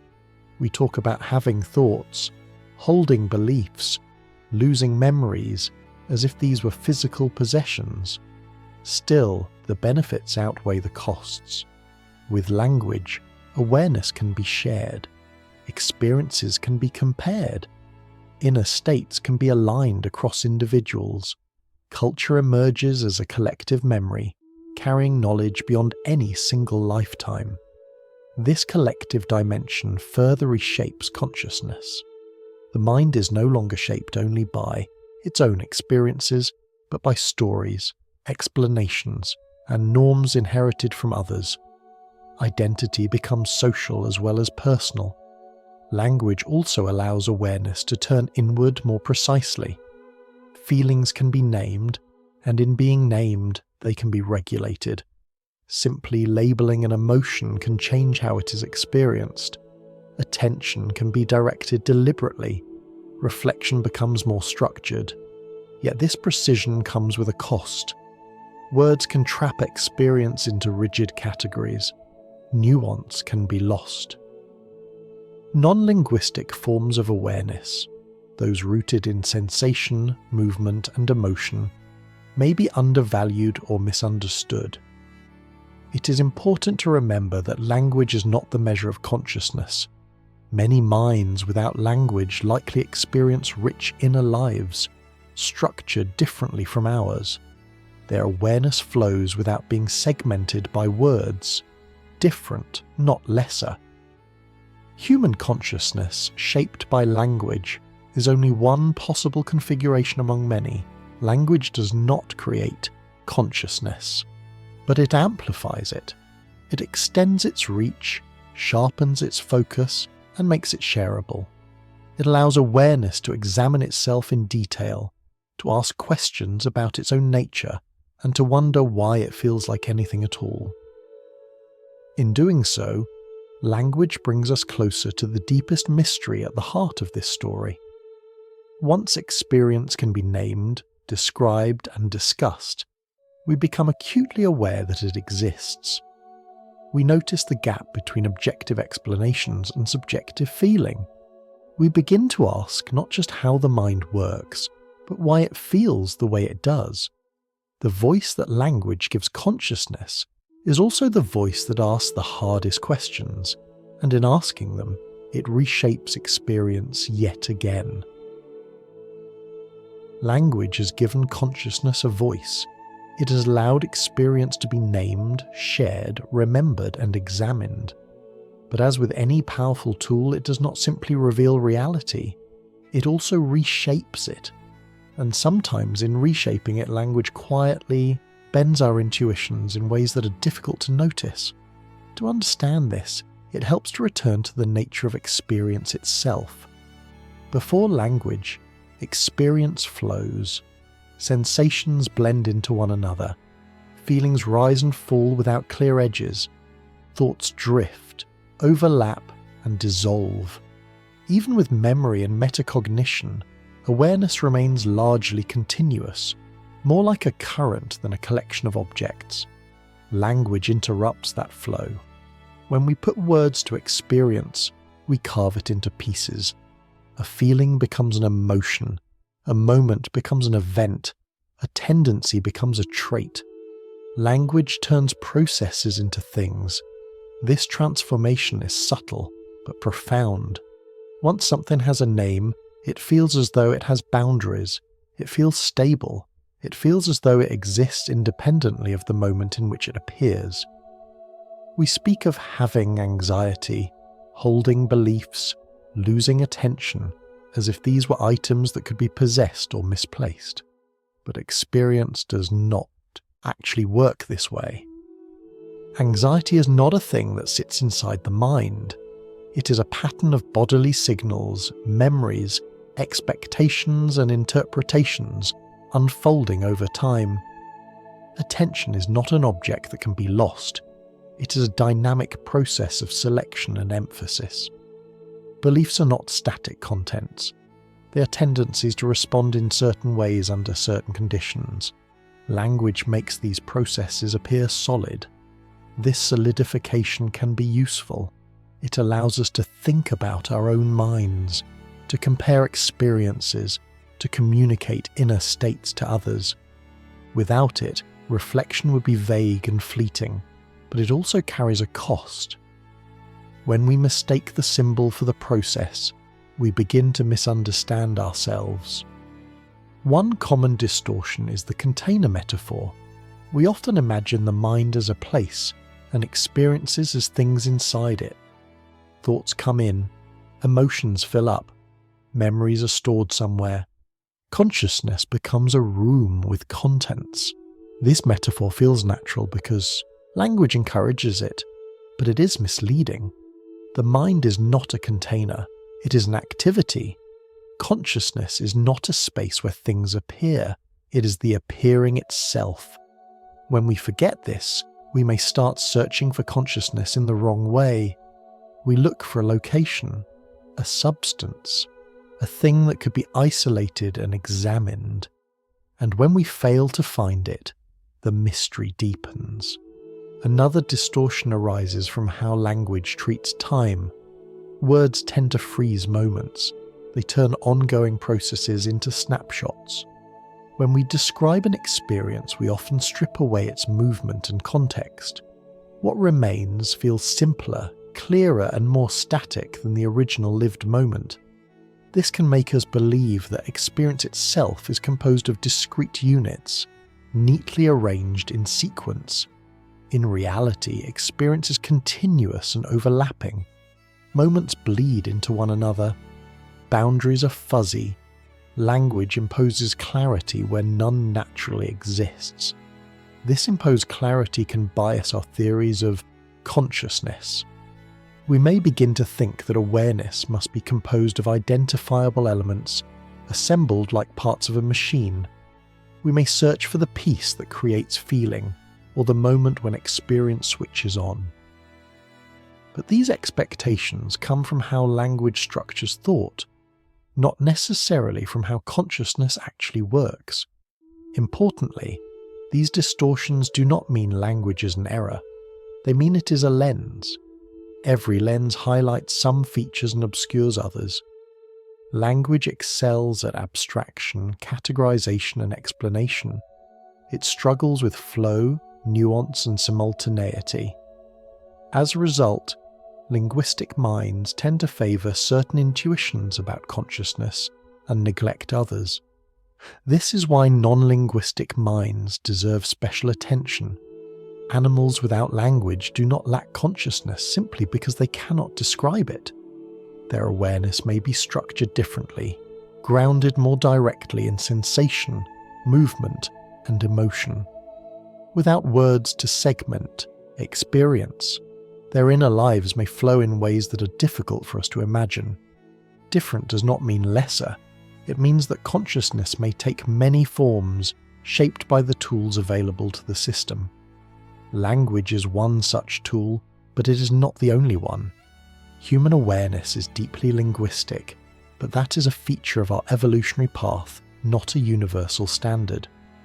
Recognizing this helps loosen our assumptions. It allows us to consider that consciousness may exist in forms that do not fit neatly into our categories, forms that do not align with our words, forms that resist our explanations. Language also affects how we experience ourselves. By narrating our lives, we create coherence, but we can also create rigidity. Stories can trap us. Labels can become identities. A passing mood can become a permanent trait. A momentary thought can be mistaken for a defining belief. The narrative self, empowered by language, is powerful but fragile. It can be revised, but it can also harden. When language locks experience into fixed descriptions, flexibility is lost. The mind becomes less responsive to change. Experience narrows. This is why practices that quiet language, such as movement, music, or simple attention to sensation, often feel liberating. They allow awareness to return to a more fluid mode, less dominated by symbols and stories. None of this requires rejecting language. It requires seeing its limits. Language gives consciousness reach, but it also shapes the questions we ask. It nudges us toward thinking of consciousness as a thing to be explained, rather than as a process to be understood. It encourages us to seek answers that fit into sentences, even when the reality may not. This tension becomes especially clear as we approach the deepest question of all. Why does any of this feel like anything? Our words can describe correlations. They can outline mechanisms. They can tell stories about evolution and function. But when it comes to the felt quality of experience, language strains. Perhaps this is not a failure of explanation, but a sign that we are asking from within the very system we're trying to understand. A system shaped by symbols, trying to grasp something that may precede them. As words continue to shape awareness, they also lead us to the edge of what they can capture. And at that edge, the mystery waits, quiet, persistent, and unchanged by how carefully we describe it. With language having reshaped our own inner world, it becomes harder to ignore a quiet and unsettling realization. Much of what we take to be consciousness, its shape, its boundaries, its familiar features, may be deeply influenced by the particular tools our minds use. If that is true, then other minds, built differently, may experience reality in ways that do not resemble our own at all. This brings us to the problem of other minds. We know our own experience from the inside, we feel it directly, but every other mind must be inferred from the outside through behavior, structure, and function. We watch how a system responds, adapts, and learns, and we ask whether something like experience might be present within it. This question becomes more complex as we move beyond creatures that resemble us. Among animals, consciousness does not appear to be a single scale with humans at the top. Instead, it looks more like a branching landscape. Different species have evolved different nervous systems tuned to different ecological needs. Some have centralized brains, others have distributed networks. Some integrate information into a single dominant stream. Others operate through parallel processes that never fully merge. Consider an animal whose nervous system is spread throughout its body rather than concentrated in one place. Its actions are coordinated, but there may be no single point where everything comes together. If experience exists in such a system, it may not be unified in the way ours is. There may be multiple centers or a shifting pattern of awareness that does not feel like a single self. This challenges a common assumption that consciousness must be unified to be real. Unity, as we've seen, is a feature that emerges gradually. It is shaped by integration, memory, and self-modeling, but it may not be required in the same form everywhere. Awareness could be fragmented, layered, or distributed, yet still present. Different does not mean absent. This realization extends beyond animals. As artificial systems grow more complex, the question of machine consciousness moves from science fiction toward practical concern. Modern artificial systems can integrate information, learn from experience, and adapt their behavior. They can model aspects of the world and increasingly aspects of themselves, and yet something feels missing.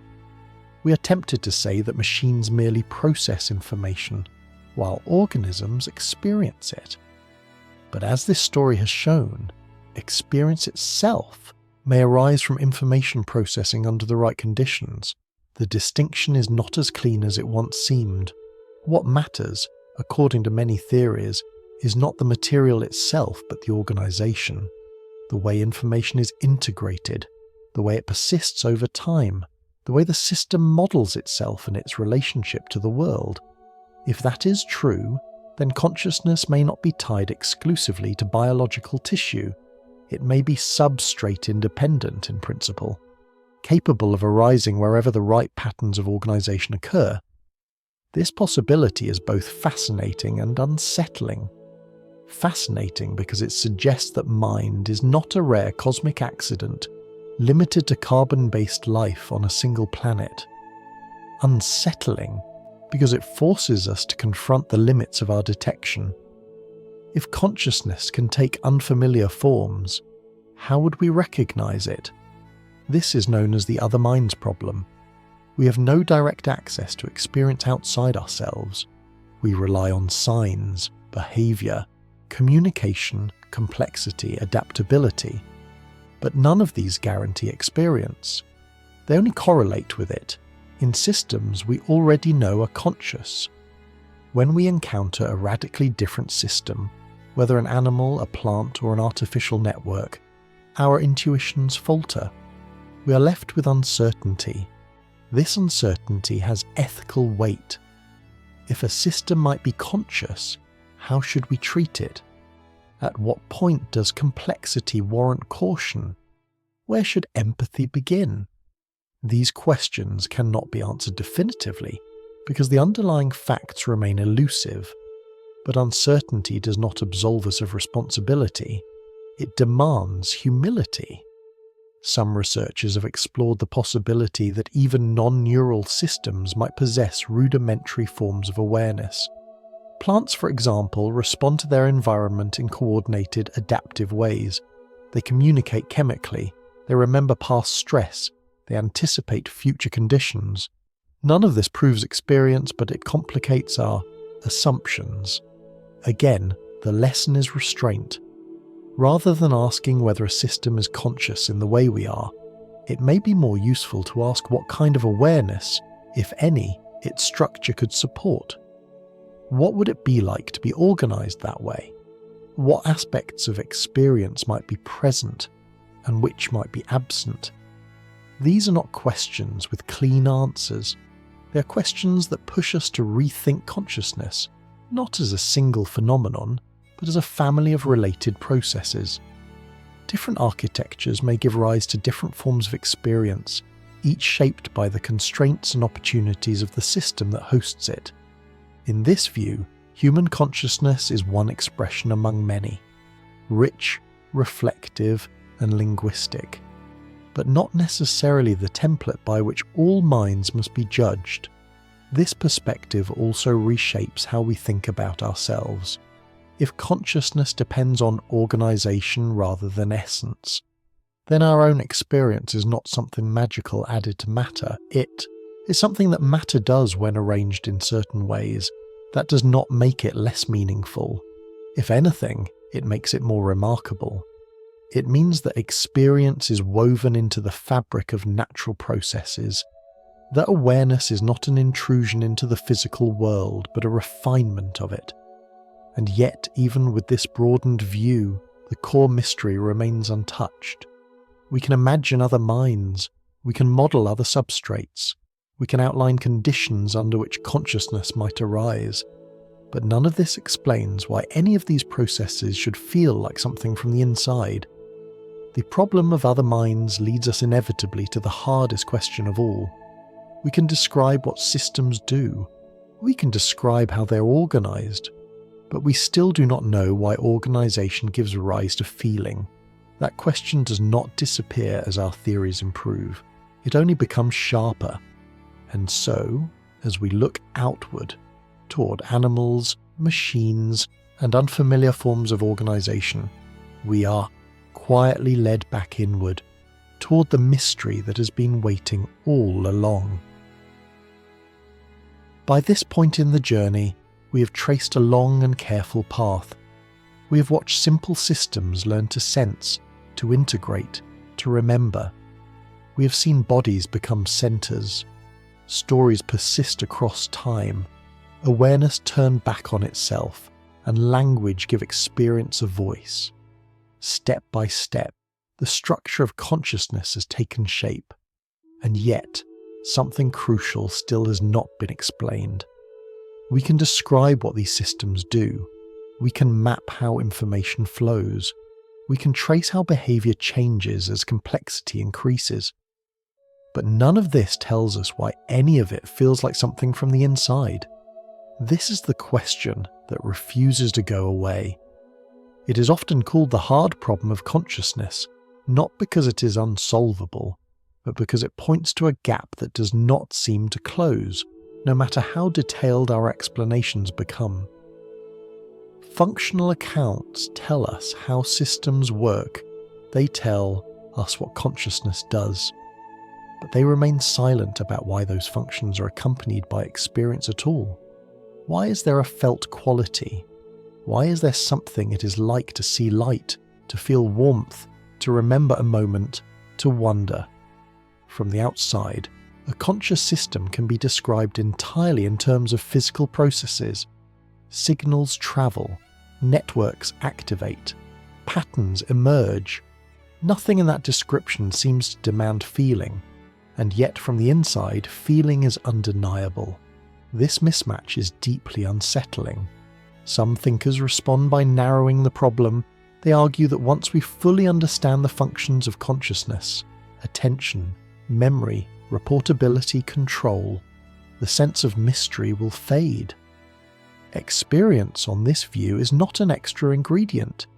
It is simply what these functions feel like from within. There is no further explanation to give. Others are not satisfied. They point out that no amount of functional detail seems to logically entail experience.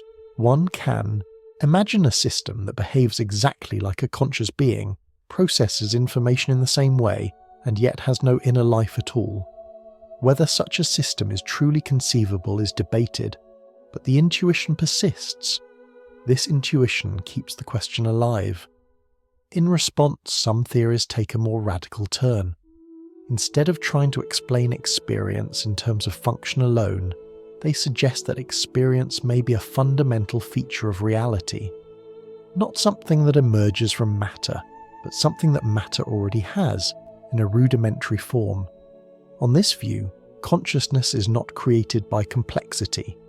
Complexity organizes it, intensifies it, and shapes it, but does not bring it into existence from nothing. Experience is woven into the fabric of the universe, present in even the simplest forms, though unimaginably faint. This idea can sound strange, even uncomfortable, but it arises from a serious attempt to bridge the gap between objective description and subjective feeling. If experience cannot be derived from structure alone, perhaps it must be part of the starting point. Other approaches take a different route. They suggest that our sense of mystery arises from the limits of our own perspective.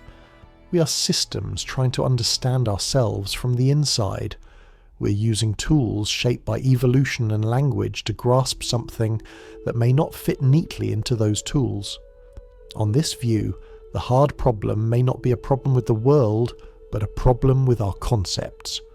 We expect explanations to take a certain form. We look for causes that can be pointed to, mechanisms that can be isolated, but experience may not be that kind of thing. It may be more like a relationship than a substance, more like a process than a product. The question, why does it feel like something, may be asking for an answer in the wrong register. Still, even this reframing does not dissolve the mystery. It only changes how we approach it. The feeling remains, the gap remains. No. Description, however elegant, seems to step across it. And perhaps that is the point. Consciousness may be one of those features of reality that cannot be reduced to something simpler without losing what makes it what it is. Just as time cannot be fully explained by describing clocks, and life cannot be captured entirely by listing chemical reactions, experience may resist being translated into purely external terms. This does not mean science has failed. It means science has reached a boundary. At that boundary, we can still learn a great deal. We can map correlations between brain activity and experience with increasing precision. We can identify the conditions under which awareness fades or returns. We can understand how attention shapes perception, how memory colours emotion, how language structures thought. All of this deepens our understanding, but none of it answers the final why. Why should any of these processes feel like anything at all? Perhaps the most honest response is humility. We can acknowledge that consciousness is both intimately familiar and deeply strange. We can accept that our best explanations may never eliminate the sense of wonder that accompanies experience, and we can recognize that this mystery is not an obstacle to be overcome, but a feature of being a conscious system. To experience is to encounter the world from the inside. That inside perspective may never be fully captured by descriptions that come from the outside. And that may be okay. After all, the universe did not evolve minds in order to solve philosophical puzzles. It evolved them to navigate, to adapt, to survive. The fact that these minds can now turn inward and question their own existence is a remarkable byproduct, not a requirement. The mystery of feeling may persist because it is not something added to the world, but something the world does when it organises itself in certain ways. Asking why it feels like something may be like asking why a melody sounds like music rather than a sequence of notes. At some point, the explanation gives way to the experience itself, and so we arrive at the edge of understanding, not with an answer, but with a clearer view of the question. Consciousness is not just a problem to be solved. It is the medium through which all problems appear. The universe has learned how to ask what it is like to be, and in doing so, it has not explained itself, but it has revealed something extraordinary about the nature of reality.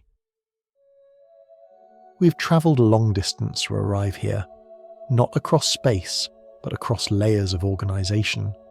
From chemistry that learn to respond, to networks that learn to integrate, to systems that learn to remember, narrate, reflect, and speak.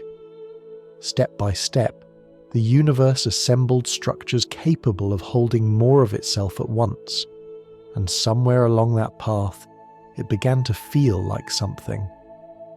As we come to the end of this exploration, it is tempting to look for a final answer, a statement that ties everything together, a sentence that explains consciousness once and for all.